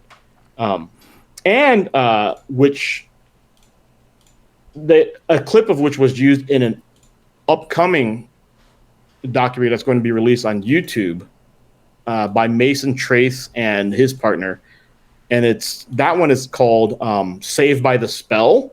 Nice, and it's specifically about 1998 Nationals and the cadaverous bloom on Mike Long's lap incident. So it's like excellent, very dialed down, which is kind of nice. So small plug for Mason there. But I see this guy 10 years later or whatever. I guess it's not a little 10. It's like 7 or 8 years later. I'm like, hey, you owe me dinner. And he's like, yeah, hold on a second. Yeah. And he comes back and gives me like $60, right? And he's like, thanks a lot. So I guess the story does like come to a full conclusion. But adjust for inflation. Well, I eat a lot and I eat nice food, right? But this guy's like, oh shit, I just promised a guy who just has steak tartare and caviar every day for dinner. It's like I have no idea what I promised him. Well, if you can think of a faster way to get gout, I'd like to hear it. Right, but the main thing is just like I think Quarian Dread kind of gets like shat on these days, and possibly rightfully so. But like, it basically feels like pre-modern's Tarmogoyf, right? Yeah. Yeah, it's basically like a Tarmogoyf. I mean, people have made arguments for Tempting Worm and Terravore in that slot. Oh, no, come on. But I would say that it is. I don't know what to say about Quarian Dryad in the Grotog deck other than the card that you play needs to cost 2 mana and it needs to be capable of blocking a Call to Her token eventually. It needs to be. Why does it have to be 2 mana? Just because the deck is just so bad at having any amount of mana. Like it needs, like it just fits in the curve, you know. Yeah, but you're not. But you may not be casting it like turn 3 or 4. Right, but no, that's what I'm saying. It's like if you cast it on turn 4, you having the additional mana is of course relevant. Yeah, Roland went up to 19 lands in his version. I have 19. Yep. Oh, I thought you had 17. 17 it's been a while since I've had 17, but my mana base is a little different from Roland's. Roland's supporting his extra colors with the Treva's Ruins and maybe a Gemstone Mine and possibly an Undiscovered Paradise. I just decided to add a Windswept Heath and a Forest to the deck. I was thinking, like, why not play Call the Herd? Yeah, I mean, I don't honestly know outside of, like, it felt like Call the Herd was not as good when there was more Wall of Blossoms in the metagame because Black-Green Survival was so popular. And I'm glad I fucking, had surgery and missed that entire, like, era of pre-modern because I'm just like, a world where Black-Green Survival is a good deck is not a world I want to live in. It's like I was in a coma for like the entire Trump presidency, and I'm just like, yeah. So it is interesting because that deck has sort of somehow reached the point where it's just like, what were we thinking?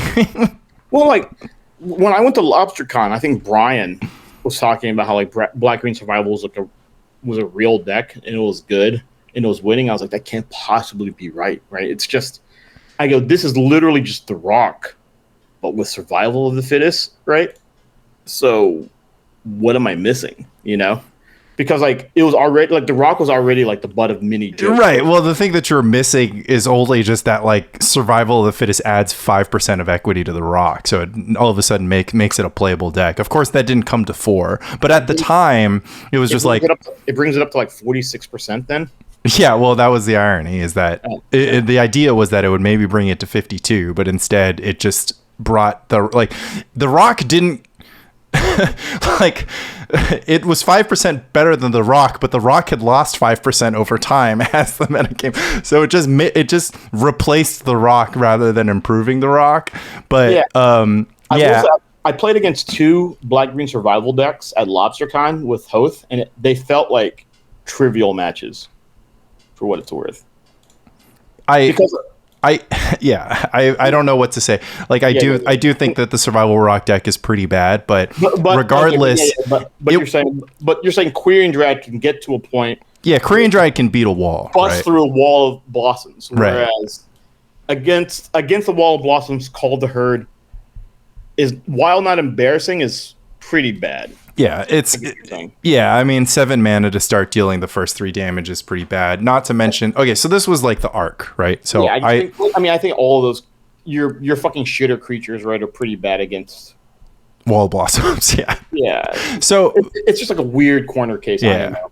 Yeah. So I had kind of, I mean, maybe you can unpack this with me. So initially, I was like, this Grotog deck is like a really good sort of like Days Armageddon foil deck, and I really thought like the disruption was good, and then I would be like losing to mid-range because that's a natural cycle of life. Your deck goes under control decks, right, and has like protection, but against mid-range they're just like every card kind of does the same thing. Yeah. So you run out of resources. Right. Yeah. So I was like, I'm just going to balance this by having some Call the Herd. And there was a point where I started looking at the meddling mages and I was like, oh, how good are these even anymore? Like, Dreadnot is like less popular and I feel like I can just beat them because I have lots of, Plowshares counterspell myself. And I've got pressure, and I was like, they're kind of good against Replenish, but they're really bad against Oath Ponza, and they kind of are in a weird spot against Elves where they're like really great or just useless, right? Because they come before or after Survival of the Fittest, and so I was just like, oh, I feel like we can get these slots back by cutting Meddling Mage and playing something like Nimble Mongoose, and then I realized that I became the mid-range deck at that point, and then I just was not doing anything. Like I was just losing to Wall of Blossoms, and I was just kind of like, whatever. And I was like, okay, the meddling mages were load-bearing. I was still struggling with the sideboard. I was still struggling with sideboarding. And the Call of the Herd felt like it was in that bucket of like, it didn't actually feel like it was good against any deck anymore. Maybe because it was more popular in the metagame, like the Terrageddon deck had started playing 4. So like Call of the Herd being more of a constant in the metagame meant that the grindy decks that were struggling against Call of the Herd maybe had adjusted or maybe had gone away. It's like hard to place exactly because I can't point to like the specific deck, right? But there was also small things like Mono Blue Dreadnot has Powder Keg and Dominate, and so that's like really excellent against Call of the Herd, where and Chain of Vapor, right? Where maybe it wouldn't be against a creature that exists on cardboard. So I just was like, it's just like not good enough. And then I was playing Mystic Enforcer to beat the black decks, but the reason why I ended up just liking Mystic Enforcer over Psychotog was that it has flying and it makes it possible for you to lock up the board against goblins and then attack in the air, or elves even, right? Yeah.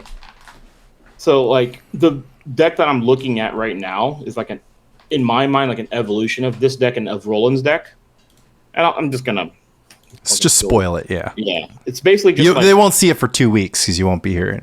Yeah. It's basically like a similar deck, except for I replaced like the Querying Dryads with Calls of the Herd, and I replaced, I think, Portents with Accumulated Knowledge, and I want to throw in 2 Intuitions in the deck.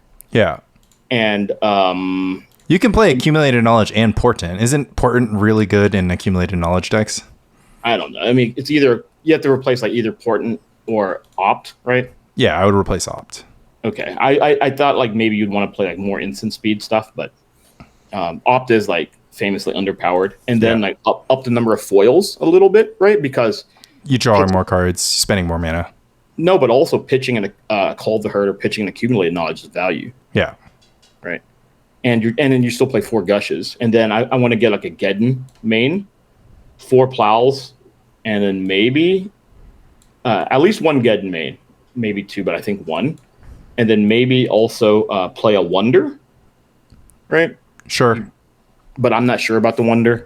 And you kind of need 20 lands, right? 19 or 20 lands. Yeah, like Roland has 19 right now, so I'm just going to test it out, like 19 to 20, and then maybe also play a small flashback package. With 1 Ray of Revelation, one Flash of Insight. Yeah, sure. Right. So.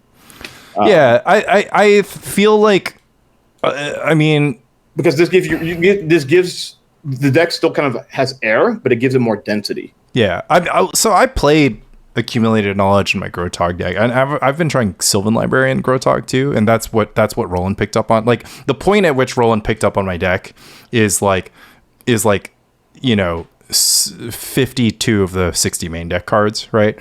And that's where Sylvan Library came from, and I think it might be like the most controversial. I mean, I'm already in a weird place with Sylvan Library where I used to think it was horrible because I was like comparing it to cards that drew cards, and if you compare it to cards that draw cards, it's horrible. And I've come around on it in basically being like a way to spend all your mana every turn, which is like crucial for this style of deck, it feels like, and extremely underrated by me. Yeah. But I don't know. I mean, that's the thing is like I kind of agree with you in the sense that like I want to figure out what size the deck should be, right? So there is an imagination of this that has reached the biggest size possible, which is that Phil took a version of this deck and he just added Probe and Guy's Blessing, and so his creatures were just 4 Querying Dryads and 4 Meddling Mage, but he had Guy's Blessing now, so he was just never worried about running out of threats. And he was playing AK and whatnot, and he also has been playing a deck that has Guy's Blessing and just uses Grizzly Fate as its sole win con, but it has a similar engine where it has like Gush Mox Diamond and that kind of, and AK, that kind of stuff. So I'm interested to see what happens with your version of the deck. The people from the Midwest had reached out to me and said, yeah, I'm just replacing Querying Dryads with Call of the Herd. And I can't, this is actually something where I feel like I have an intuitive liking to, which is like when there was like the 2 things about the Grotog deck that I think are very important to it, but I can't explain why, are Querying Dryad and Daze.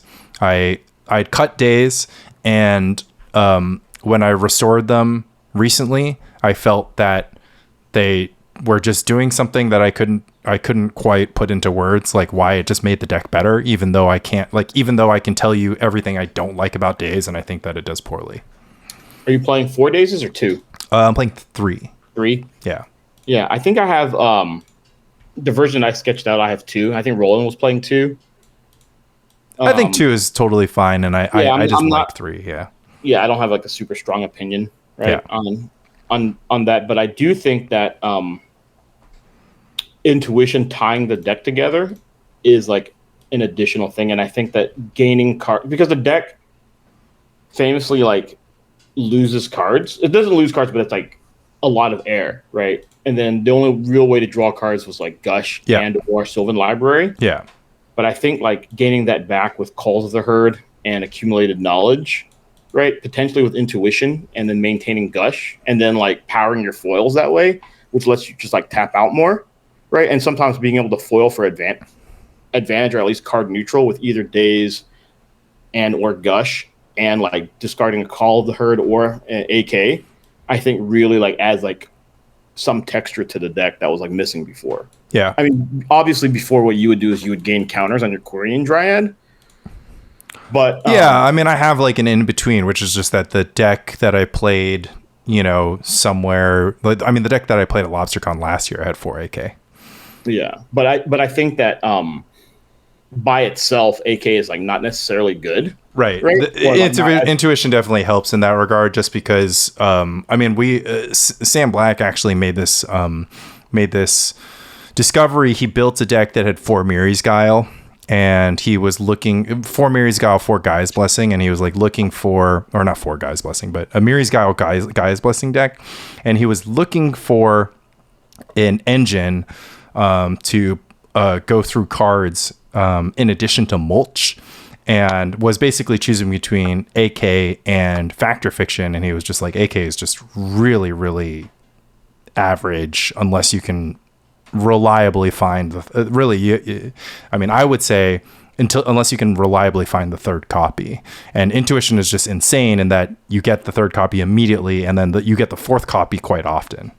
Yeah, it's weird. Like I've always been kind of a seller of AK in general. I do know that I think it was 2000 Worlds where people were playing 4 AKs in their they called it the Sapperling Burt deck, like the blue-green deck, because that had intuitions. But like I think Justin Provençal's like Stifle Not List playing 4 AKs was kind of interesting to me, but that's because like Mono Blue Dreadnot kind of like has the same problem as Grotog. Right, where Gush and Flash of Insight. I mean, this is actually kind of the thing that we were saying before, which was just like how many cards do you need to draw to win the game, and so that number conceivably changes as the meta changes along with it. Like I think that the criticism that you don't need the AKs and that they're just very mana efficient, I think is quite valid, because you are losing more games in which the fourth impulse and fourth or third opt or whatever can get you to a faster combo in the fast matchups to buy you some inevitability in the slow matchups. Yeah. And Flash of Insight is such a great card, and you can play 3 in the 75 and 3 in the 75 combined with your I think the thing that the third thing that makes Dreadnot and Grotog naturally card advantageous is that they play so few lands, right? And drawing more cards doesn't solve a problem unless you also have fewer lands and see fewer lands in a game anyways. So all this to say,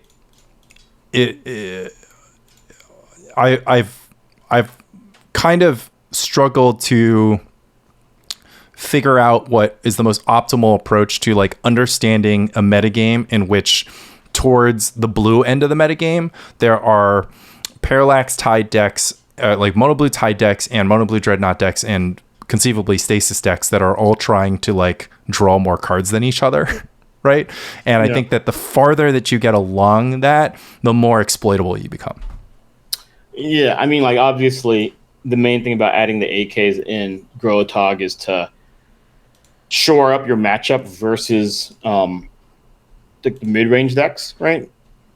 Just to give you like more deck density, I guess is how I would describe it. In theory, you should be pretty good against like the decks that are just like on the far edge of like the mono blue range because of meddling mage and counter spells. But I actually don't know how the matchup would go between mono blue Tide versus Grotog. My intuition tells me that you would think that Grotog would be up a little bit, but all the lands are actually like pretty problematic now that like you don't have like Armageddon's or Winter Orb's main deck anymore. Yeah, well, you would need to have them. I mean, that's why I wanted one. I think again that's kind of what I was saying. Why I think that well, you would play Armageddon in your deck, and I think that you can play one in the main and one in the sideboard, and that'd be great. Yeah. Plus, like I have like pretty nice Armageddons that I would like to dust off. Yeah, right? Why not? I play tested this match with Andy at the New Jersey 1K from a few months ago, and the full backstory is that Andy was just like, I just think that Tide is very favored against Grotog. He was like, I think that between Powder Keg, all my card advantage, and all these tools, like I'm pretty ahead. And I didn't want to like just what about him on all this stuff because I thought he was making good points, but I also just hadn't felt like I was behind in the matchup. And then we tested it, and he did demonstrate that he had a pretty considerable edge, and you know, he was like, I think you just need to resolve Armageddon, and you need to resolve Armageddon so much so that a reasonable strategy is to just play Meddling Mage naming Mana Leak, play Meddling Mage naming Counterspell, and then cast my Armageddon. And then in the top 8 match of that tournament, I played against Mono Blue Tide, and I did exactly that. And I ended up winning the match, and I think... Congratulations. Thank you. And I think that it's interesting because do you think that you'll notice, by the way, that I reasoned through this and got to where you and Andy had also gotten. Yeah. That's because you're a 10x engineer, right? So but do you like? Yeah, so I do think that Armageddon is super powerful in this deck. Yeah. Well, yeah. I mean, yeah. Of course, you have Mox Diamond, you have Gush, and then you've added foils, so your ability to Armageddon with protection goes up, and so then it's just a question of how good Armageddon is against the metagame. Feels quite good. It's great against Replenish. It's great against all mid range. Great against Ponza Oath. Yeah, it's excellent. Excellent. It can be excellent against Ponza Oath. I mean, there are some limitations, but definitely. Yeah, obviously, like if they have like a Terravore out, you're just like. Well, Bill Ellis defeated me with Ponza Oath through my Armageddons because he just like he'd just be beating me with like one man land, right? And he'd have 3 other lands, but his deck has so many lands, I'd just get in him and he'd just play more man lands and other lands. Sandbagging him. Yeah. And he has his own Mox Diamonds, right? Which are a headache. But the thing I wanted to get at is like what I mentioned before, that there's sort of an indescribable nature to Daze that I just couldn't quite, get to, and an indescribable nature to Querying Dryad. And also, there's just these kinds of matchups where it's easy to kind of be like, I have this card, they have this card, I have this card, and it's easy to like reason through them. But in practice, sometimes it doesn't play out like this. I call out Michael J for this all the time, right? Because he'll say something like, they've got this. How can you ever win because they have this card? Yeah, I just don't talk to Mike. Okay, yeah. About these because I'm just like, look, this is like a ridiculous exercise. Like he was just like, I remember he was just like, how does Hoth beat Sabo's Web? And I'm like, it doesn't matter, right? Or you could disenchant it if you're that worried about it, right? But he gets paranoid about certain cards, right? And in some ways it's good because it makes you think. It forces you to go into the exercise of like thinking through like weird corner cases. But a lot of times, I think it's a lot of hysteria, personal. Sure. So, but you can do a similar thing with less exaggeration, you know, insofar as just like if I throw a matchup at you, you could probably talk about, you know, whatever.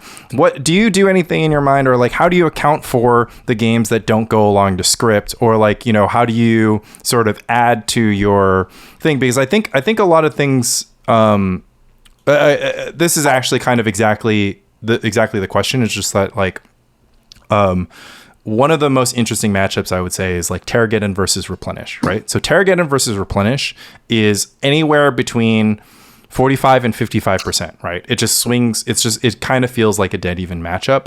And it is very hard to describe how these decks interact with each other. And it's kind of very hard to predict how the matches play out. And as a result, you kind of end up in the spot. It's like, okay, well, what's the adjustment, right? Where I was just saying like, oh, you know, Terrageddon has Weathered Wayfarer, and Weathered Wayfarer Wasteland locks out the Replenish deck. It's like Replenish has Swords of Plowshares, but Terrageddon has Meddling Mage, you know, and you get into that kind of thing. Or similarly, like when I'm talking about Tide, you're like, oh, they have Powder Keg, but you can't really account for all the times that like they don't draw Powder Keg, or you counter the Powder Keg, or they don't have like a quicksand, so you get an extra 8 damage with Meddling Mage, that kind of stuff. It's just like there's so much like middle stuff when evaluating decks, where it's just like, how do you actually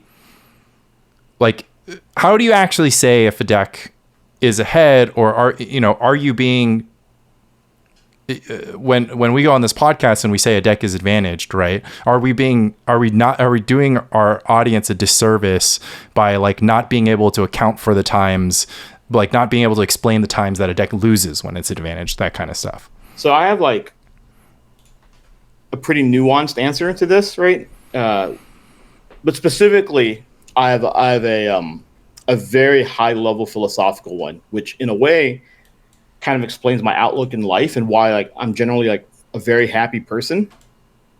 In that like is that I don't worry about it, right?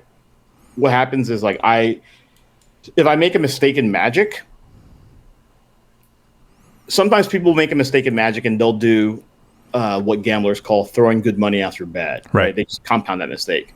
But for me, that becomes the new normal, right? Where I'm just like, well, I threw away these cards, but now this is the game that I'm playing, right? Yeah. I wanted to do a quick pause here. I just saw a clip of Phil Ivey being asked if he likes to run it once or run it twice. And he was like, I run it once because the variance has the ability to put my opponent on tilt sometimes. And I thought that was so funny. He was like, I'm unaffected by tilt, so let me tilt them off by coolering them with a run at once. Yeah, I mean, that definitely was a case where I definitely saw like an options trader doing a similar thing where they're doing something that was like 0 EV, but could have like, you know, huge negative EV repercussions for their like the counterparty. So he just like loaded up, right? You know, but anyway, yeah, in this case, it's just like some like, you know, we all make mistakes in Magic, right? Some people make more than others, and I'm certainly not immune to this. And sometimes like I'll just make a mistake, but instead of being like, oh, I shouldn't have done that, or like, oh my God, you know, what can I do to like undo this, right? I think about, okay, this is just like the state of things. What can we do to approach it? What do we need to deal with, right? Right. And like, in a weird way, I think that like because people ask me after my heart surgery, like, oh my God, you know, did you feel like really depressed after this? And I was like, I didn't think about it much. I just thought about like, this is just like, I'm just a sick person right now.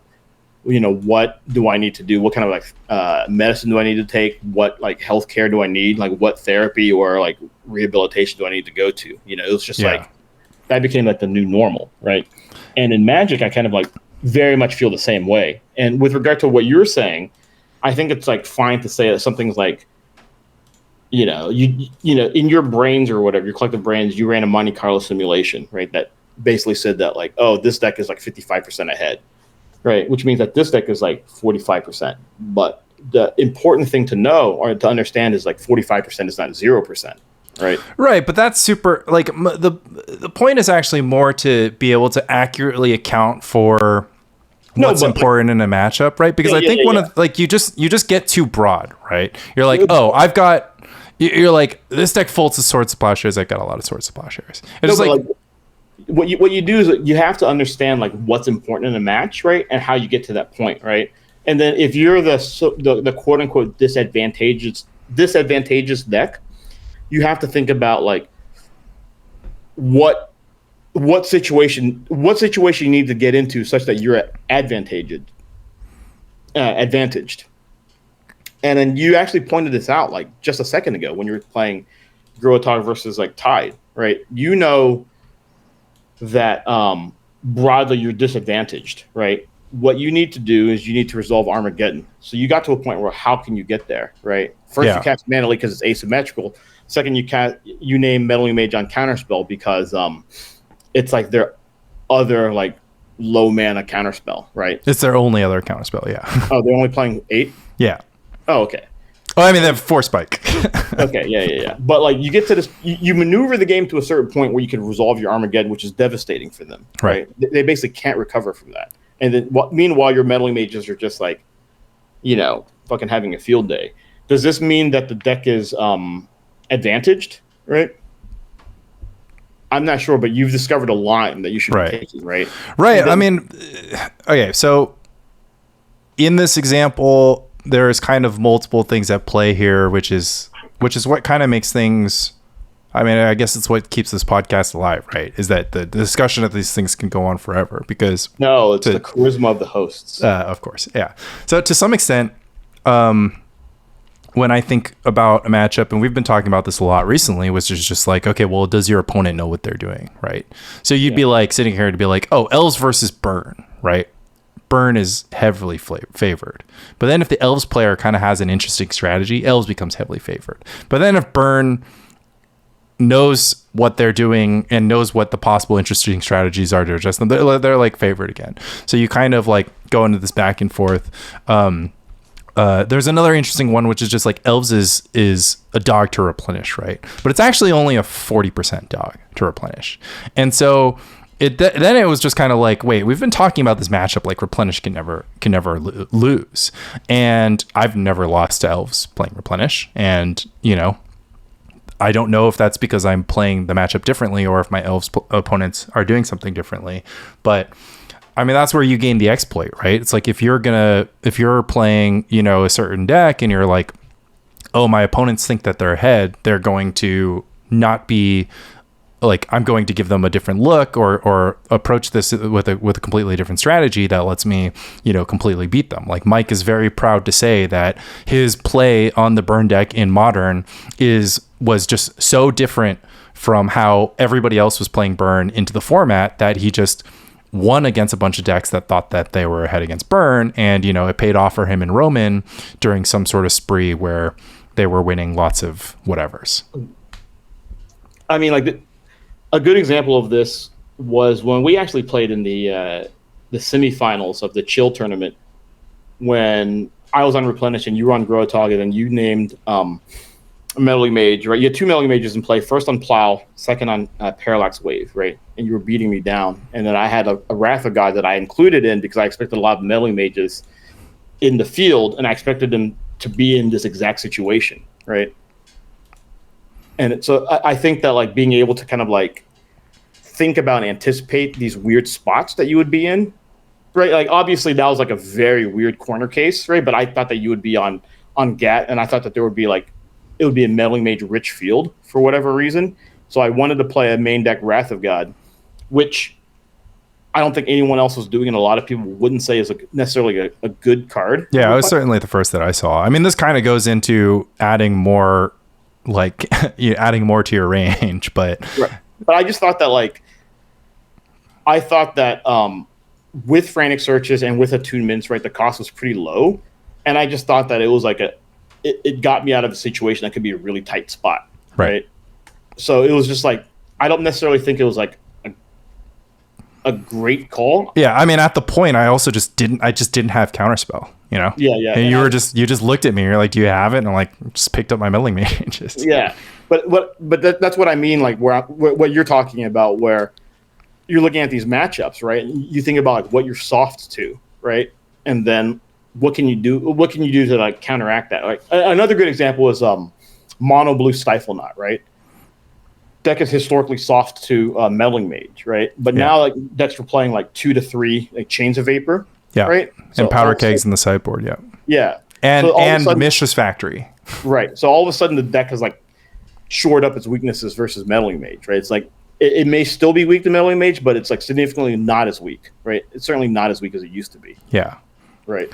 I mean, I guess I'm kind of in the middle of like working through my feelings about this, but I just want to I want to kind of figure out a process that's very effective at identifying sort of the nuance and caveats that get added into the mix, like the kind of second and third order thinking when you start thinking about matchups. Because I think that we on this podcast, maybe as a flaw of Michael J and myself, is that we tend not to get out of the first level where we're just kind of like burn beats, whatever. And go ahead. Yeah, as an example of this, like when I told Mike that I 3-0 with the Replenish and I beat Stasis, he was like, "What? You beat Stasis? You're undefeated against Stasis with Replenish, right? You're 2-0." It is true. It's a tough matchup, right? In both cases, they played out differently. But in the second one, right? Because the first time I played, I didn't have Meddling Mage. Yeah. And the second time I played, and both of the games I won were really interesting. One game, I actually went down to 1 life from my lands, from tapping Ancient Tombs and Attica Waste and fetching fucking Flooded Strands. I was just like, really can't believe this is happening. And it was just like one of those weird things too where, like you're saying, you play the game a lot, but then you're still encountering like weird situations, right? Like one thing that I did was just like, I was having like a pretty full grip and I knew that what my next turns were going to be. And then my opponent, Derek, would counter something with Arcane Denial, and I had to decide how many cards I wanted to draw. And sometimes I would draw 0, which would make his Arcane Denials like unbelievable on his end, right? But he was like already down cards because his deck, he was like having to like pitch cards to untap his like what Forsaken City. Yeah, I was like, I thought it was I didn't realize that it stayed tapped forever, and I was like, wow, this card blows. And I can see why it's good in like in fucking Stasis. But so you're having to make this calculus, right? Where you're just like, how many cards do I want to draw here? Because like, am I going to get blown out by Black Vice if he has it, right? Does that represent his only route to win, right? And like, whose cards are more valuable? And sometimes I would draw 1 card, sometimes I would draw 2 cards, and sometimes I would draw 0 cards. Right. But it's not something that I would necessarily spend like an infinite amount of time doing, or something where I was just like, and kind of what you were saying, like I've developed like a pattern recognition, right? Yeah. Right. And I'm not confident that I always drew the right number of cards under Arcane Denial. As a crib note, as a cheat sheet to most people, you should usually draw 2. Yeah. Yeah. If you're on the fence. Right. You should usually draw the max amount, right? But like we were in a weird spot. And like I said, game 2, I played Meddling Mage and I protected it with the Parallax Wave, so I could keep it on the board, so I could keep Stasis off, because I was trying to protect it. I was protecting the Meddling Mage with the Parallax Wave against Chain of Vapor. Right. And then eventually I was able to get an Opalescence on the board. Right, which locks out the game. Yeah. Yeah. Right. I mean, they can chain the Opalescence and counter it on the way back down, but it's pretty bad position because they can't operate the rest of their stuff. I think another interesting one is like, let's say they go after the Meddling Mage. How many wave activations would you put on the stack? Just like all of them, so you get it back immediately, or? Yeah. I mean, like, I guess like I didn't think about it at the time, but I would have had to think about it if you were put in that position. Yeah, when I was put in that position, right? Yeah. So I've been in that place where like I have a wave, I'm gonna play an Exalted Angel, and so I go wave, and then I play Exalted Angel, and then they just like be like, bolt your Exalted Angel, and they don't have any creatures, and I'm just like, I wonder when I want to see her again. Yeah. But what the point that I'm bringing up is that like this is like not a textbook situation, right? Yeah. But also kind of like why to use a poker analogy, right? Why good players have a wider range is because their opponents are uncomfortable playing in these weird situations, right? And I think as a good Magic player, if you're a good Magic player, you want to get into more of these situations, right? Because you will. That's where I love. This is like I actually kind of had the idea that I wanted to only talk about poker, or applying poker to Magic, but this is kind of like exactly where I was when because we had brought Zachary Keeney wrote an article recently that was like, why do some decks perform well at like a GP level and don't perform as well in the PT level, and vice versa. And so one example was that Tron is like a horrible GP deck, but it's been great on the PT. And basically every Reed Duke style deck is great in the GP level and performs quite poorly on the PT. And it's kind of exactly what you're saying, right? Is that, you kind of can play these decks that put your opponent in these difficult positions and force them to make decisions on the fly that they're not accustomed to. But if your opponent is Huey Jensen, then you should probably just try to Tron him out and not think about anything else. Right. Like Blair Rodman actually wrote a book about this, a poker strategy book based on this in the mid 2000s, which was during the middle of like the big poker tournament boom. And the book was called Kill Phil.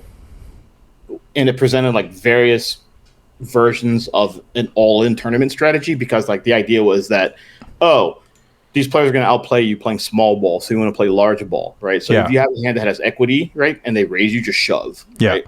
And all of a sudden, like you're like, I've got pocket eights. Can you beat them? Right? Yeah. I mean, the shove analogy is another one that I really love because it goes all the way back to the Sam Black Dreamblade story, which is like one of the favorite stories that we have on this podcast. Are you familiar? We interviewed him and he talked about like Dreamblade, but you could recount it. Right. So for the viewers, Sam Black had encountered a situation in which he had such tremendous edge in Dreamblade, which was just this new game. So it was like a new game, and Sam Black was just like the Finkel of Dreamblade. Yeah, Sam and Justin Cohen were just crushing the game. Yeah. And so he noticed that as a result, players would start making high variance plays against them that was basically the similar to an all-in in poker, right? So they would just all in, like you said, with any equity, and force him to make the correct play, which is to call. And sometimes they would realize they're 1-4s and he'd take a loss or whatever. Yeah. And so what he realized was like, he just never needed to do this. He could just simply fold, right, in that situation, so that he doesn't, because that 25% was the best that less skilled player was ever going to have. And I think about that a lot, and it's interesting to think about with weaponizing that. And I wonder if there's kind of any gaps in our analysis of that, because we kind of basically said, the Devourer players were the ones who had this aggressive all-in strategy, and the Enchantress players were like the Phil Ivies that were, grinding it out because they had superior experience and knowledge, in addition to having a powerful deck. That was, I mean, to frame the Enchantress players' decks in the same way that we've been talking about in this conversation, they had brought an Enchantress deck that had a lot more equity against goblins and elves, and even Replenish to some extent, by just being much, much faster and being able to produce Opal Wave much, much, much faster, to the point that Rich did beat Elves and he did beat Replenish. And, we don't know the story of those games, but I think it'd be safe to assume that, he did wield some sort of information and asymmetry in those matchups. Mike has been, the most recent episode of Ancestral Recall, Mike has been repeating his excited "all war is deception" quote, which it's interesting to think about with premodern, because like you said, I think as the months and weeks and years go by, we are definitely approaching the point where, like you said, these decks are feeling like precons. Yeah, and to that point, like that's why like playing against Burn is never that scary, because exactly what's going to happen. The maximum amount of damage their hand can represent, right? And they're not going to put you in weird situations. You're in a situation that's uncomfortable but familiar, right?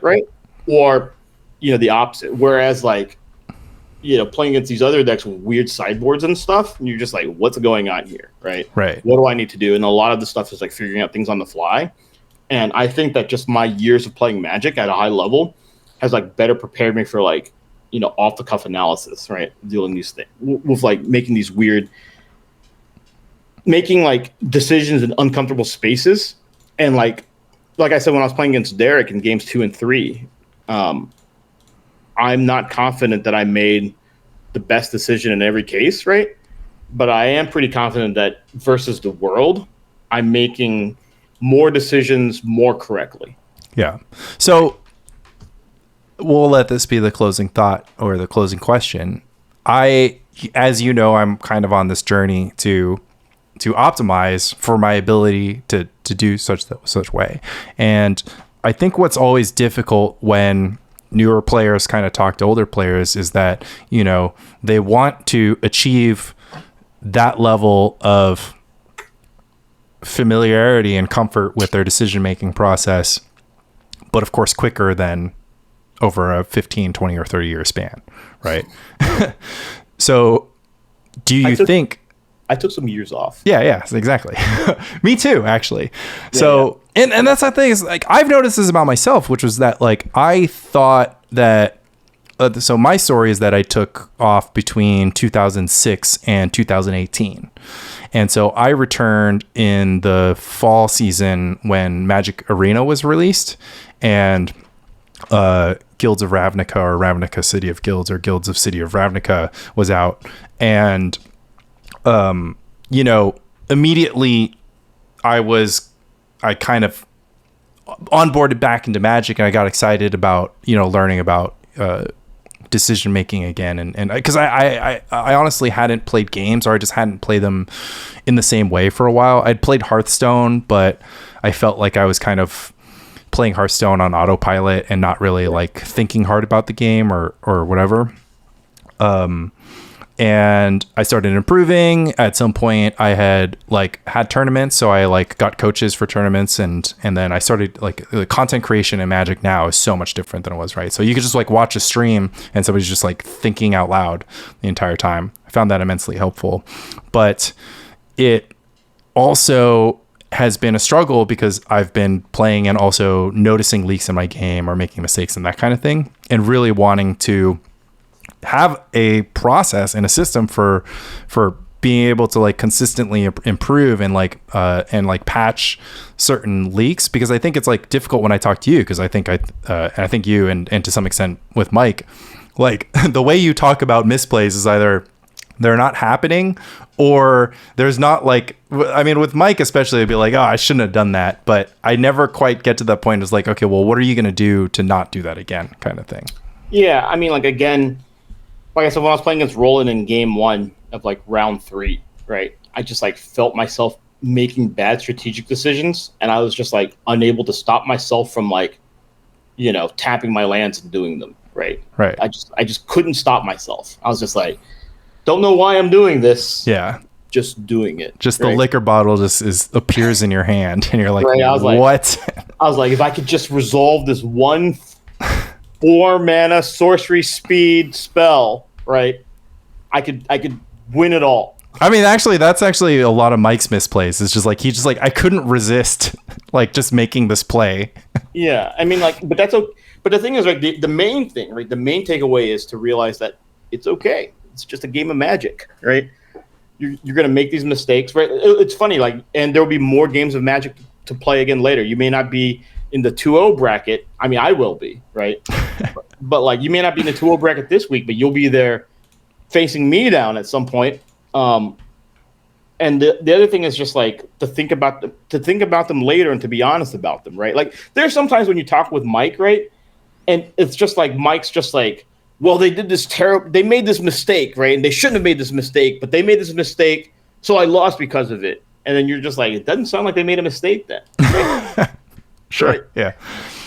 And it's just you have to be honest with why you did this play, right? Sometimes you just you think you made the right play and you lost, right?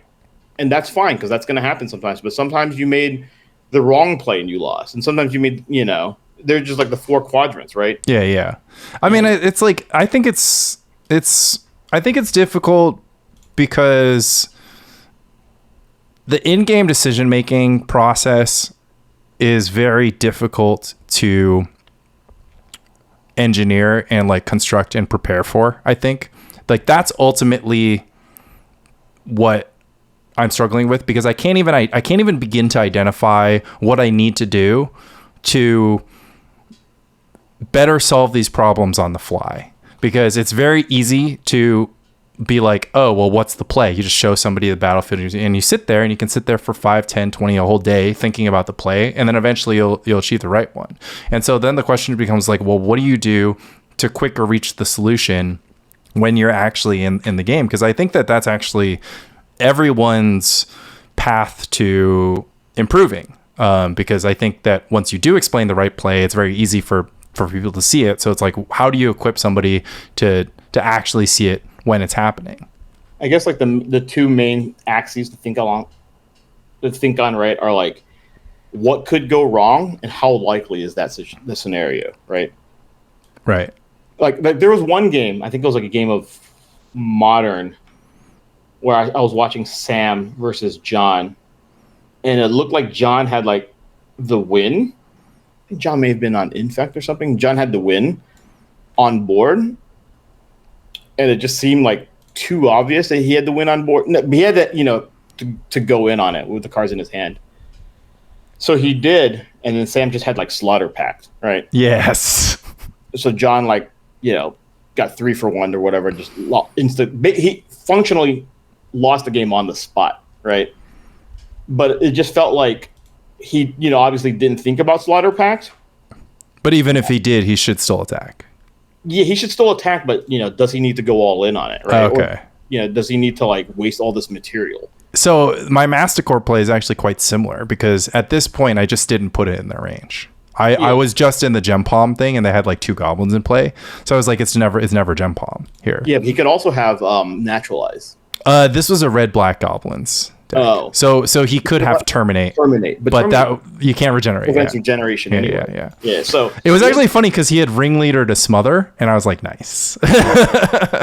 It's like, that's not coming from a Masticore. Yeah, it's a small part of the range, right? But you knew he would side it in because you're playing Elves, right? Absolutely, yeah. Yeah. And I'd forgotten about it. I was very tunnel visioned on Perish. I was like trying to figure out what I was going to do about Perish. And it was so difficult because I was most of the time going to lose to Perish. So I had to like figure out how I was going to, if I was ready to ignore Perish entirely, or if it even made a difference, right? Like if he has Perish or doesn't, the attacking, not attacking, Masticore or whatever might end up being the same. But I was, I just like didn't think about Pyrokinesis, because I was like, well, at least Pyrokinesis isn't going to kill my Masticore, and I'm just going to use this Masticore to win.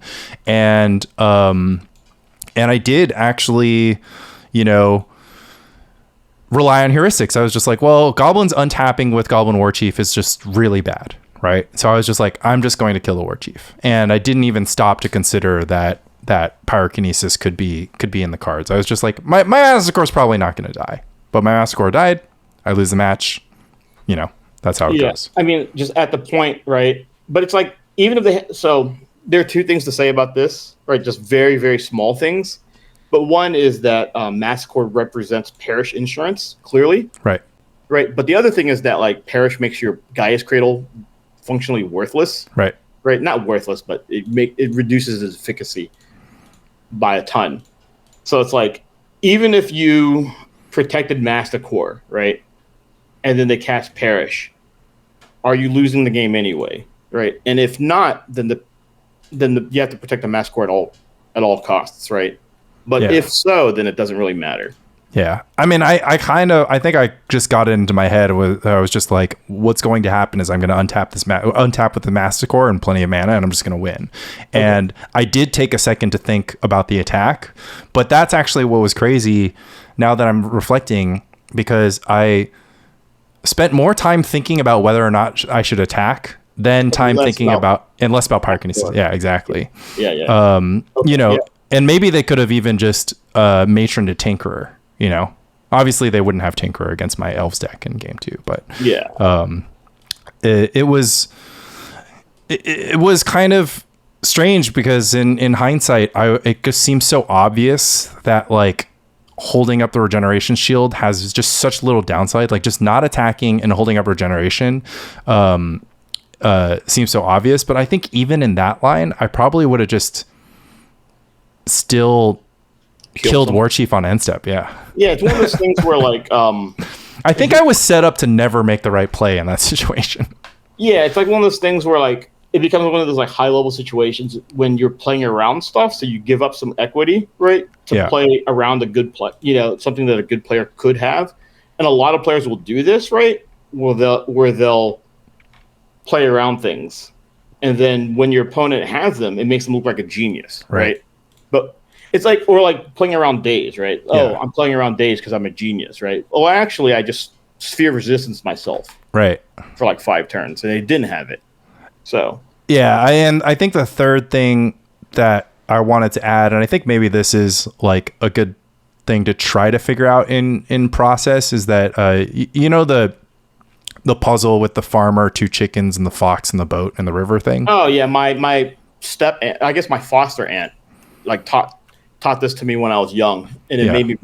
And the big revelation, right, when you're like a 6-year-old kid, is knowing that you can go back. And I was like, that seems cheating, right? Yeah.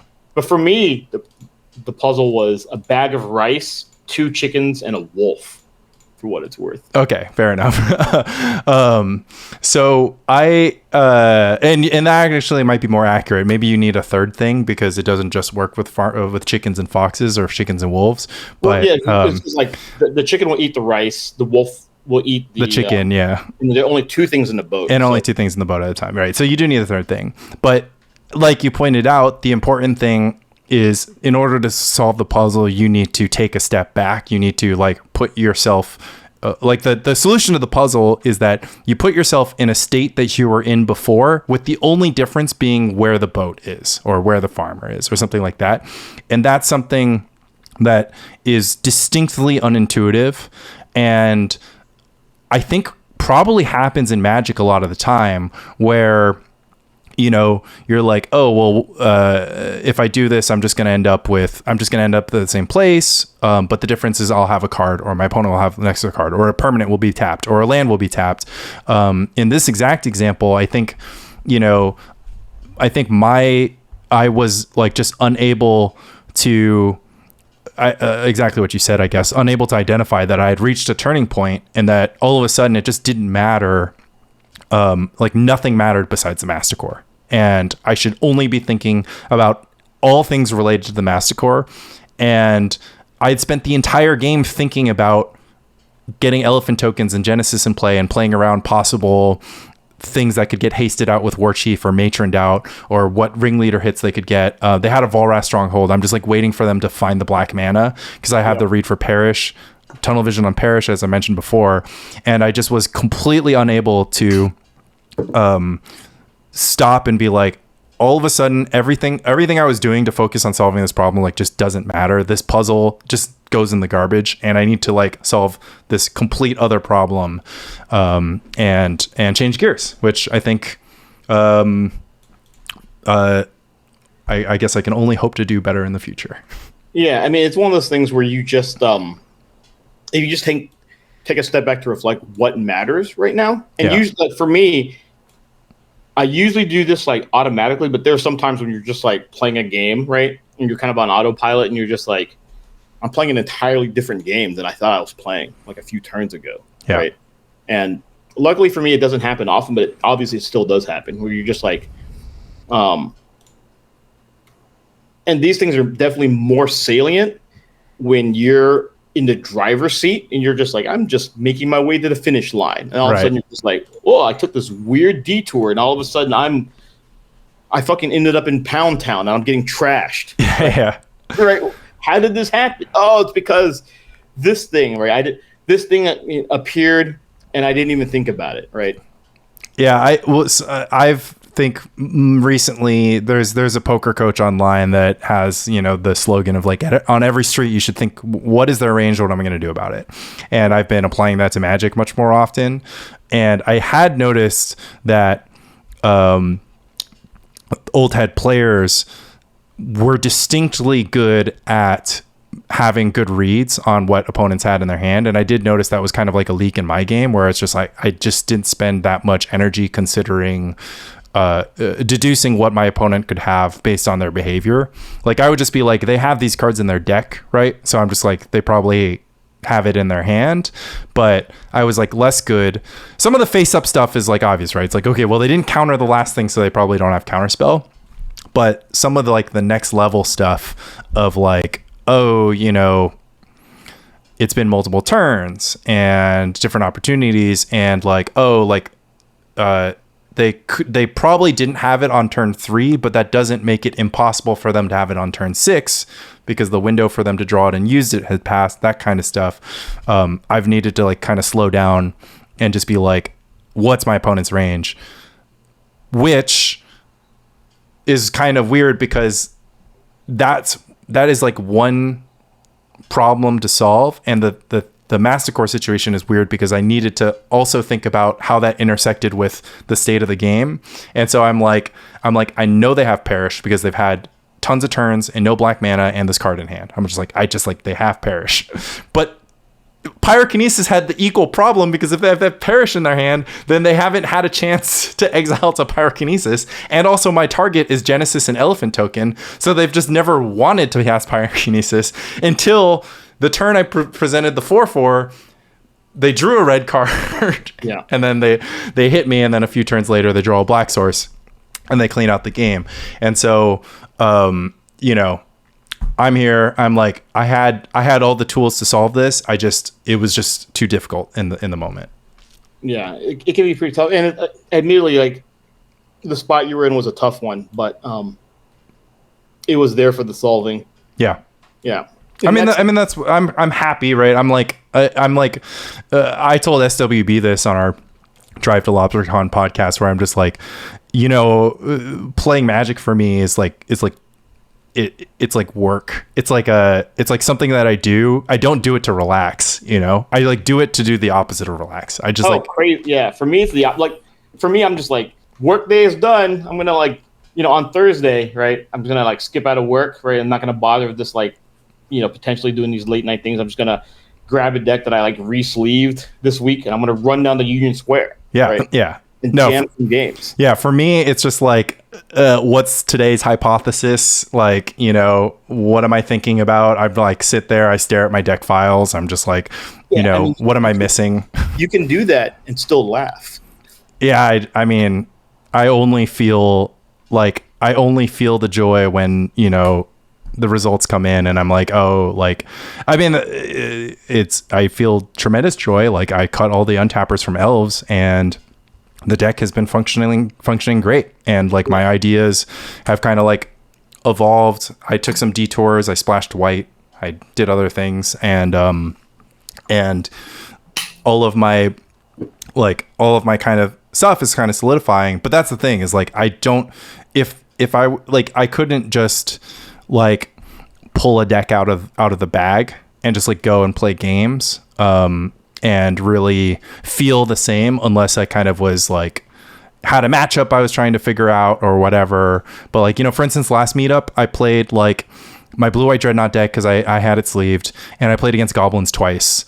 And I had played against Goblins with that deck so many times to the point that I was just like, I don't really have too much else to learn. And, you know, and I made a mistake. I just didn't jam Dreadnot on turn 2 because I wanted to jam it on turn 3 with an extra card, and it cost me the game. And I was like, oh, okay, I guess I just won't do that next time. But I was like, that was my meetup. And of course I got to hang out with my friends. I got to talk to some of the new people who came over from Legacy. So like the social and, you know, mingling, whatever aspect of it still is for me. But like the magic for me is pretty like focused on, like, a lot of my enjoyment is just like completely in, you know, building better decks and getting better at my technical play. Yeah, I guess like the first like meetup that I came to, I just brought like the green deck, right? And it was awesome. Yeah. You're just like, cool. Yeah. Well, the main thing was that Nice. I thought that I had tuned it to a point where it become like a real deck, and obviously we had some more innovations to make, right? But the core of it was that like this is not like a joke deck anymore. Yeah. You know? Yeah, I mean, nothing like winning 3 matches to feel vindicated in that regard. Yeah, and then like, well, Brian also, like I said, he got ninth at the consolation tournament with like an earlier sketch. Yeah. And you know, like we knew that it's one of those things where we knew that the deck was good, right? We just had to like get it out there. Yeah. No. And then the next one was just like me synthesizing, like, and triangulating like the 3 different like Devour lists, because I was just like, these lists all, and I know Tom, right? Yeah. He had done a lot of work in Devour, and I think he had done like a lot of like the groundwork on getting Devour to where it is right now. And I'm not, you know, obviously I'm not convinced that my list is like, you know, anywhere close to ideal, but like to me it felt like it attacked and shored up what I wanted to attack and shore up. I mean, Mike was pretty keen on pointing out that you had advantage in that you would be willing to mulligan. Do people just not mulligan with that deck? I don't know. I have no idea. Oh. I hope they do. I hope Mike does. Yeah, well, if you read like, so like people were, I think like people sometimes say that like Keenan and like Nate just kind of like YOLO'd their way in, but they had a lot of like if you read Keenan's report, he talks about not having played premodern a lot and then losing his ass off the day before. Yeah. In the vanilla event. But he's like a long time like combo player in Legacy, I think, and maybe even like Vintage. So he knows like what he needs to do broadly, and that he figured out a lot of things during the course of the tournament, right? And, Yeah. I mean, I think that that's quite common that people who have, I mean, they have the reps, right? They have have good heuristics for how to approach certain decks, and that definitely. Yeah, and he talked about like, you know, there were like some matches where you read them and you're like, oh, okay, he obviously like mulliganed to 5 or whatever. Right. I mean, I guess like I definitely don't want to take away the performance of like the Devour decks at LobsterCon by making the Tron comment, because I'm not implying that, you know, anybody could do it, right? All I'm saying is that, you know, there's an understanding that you are going to eliminate some amount of your opponent's edge. You're going to take away some of their equity by being a very linear deck that that asks whether or not your opponent can deal with it, not if they know how to, right? And then for what it's worth, in addition, all the reports also state it's like, well, my opponent simply did not understand how the combo worked, and so I got them because they thought that they could win with the disenchant or whatever.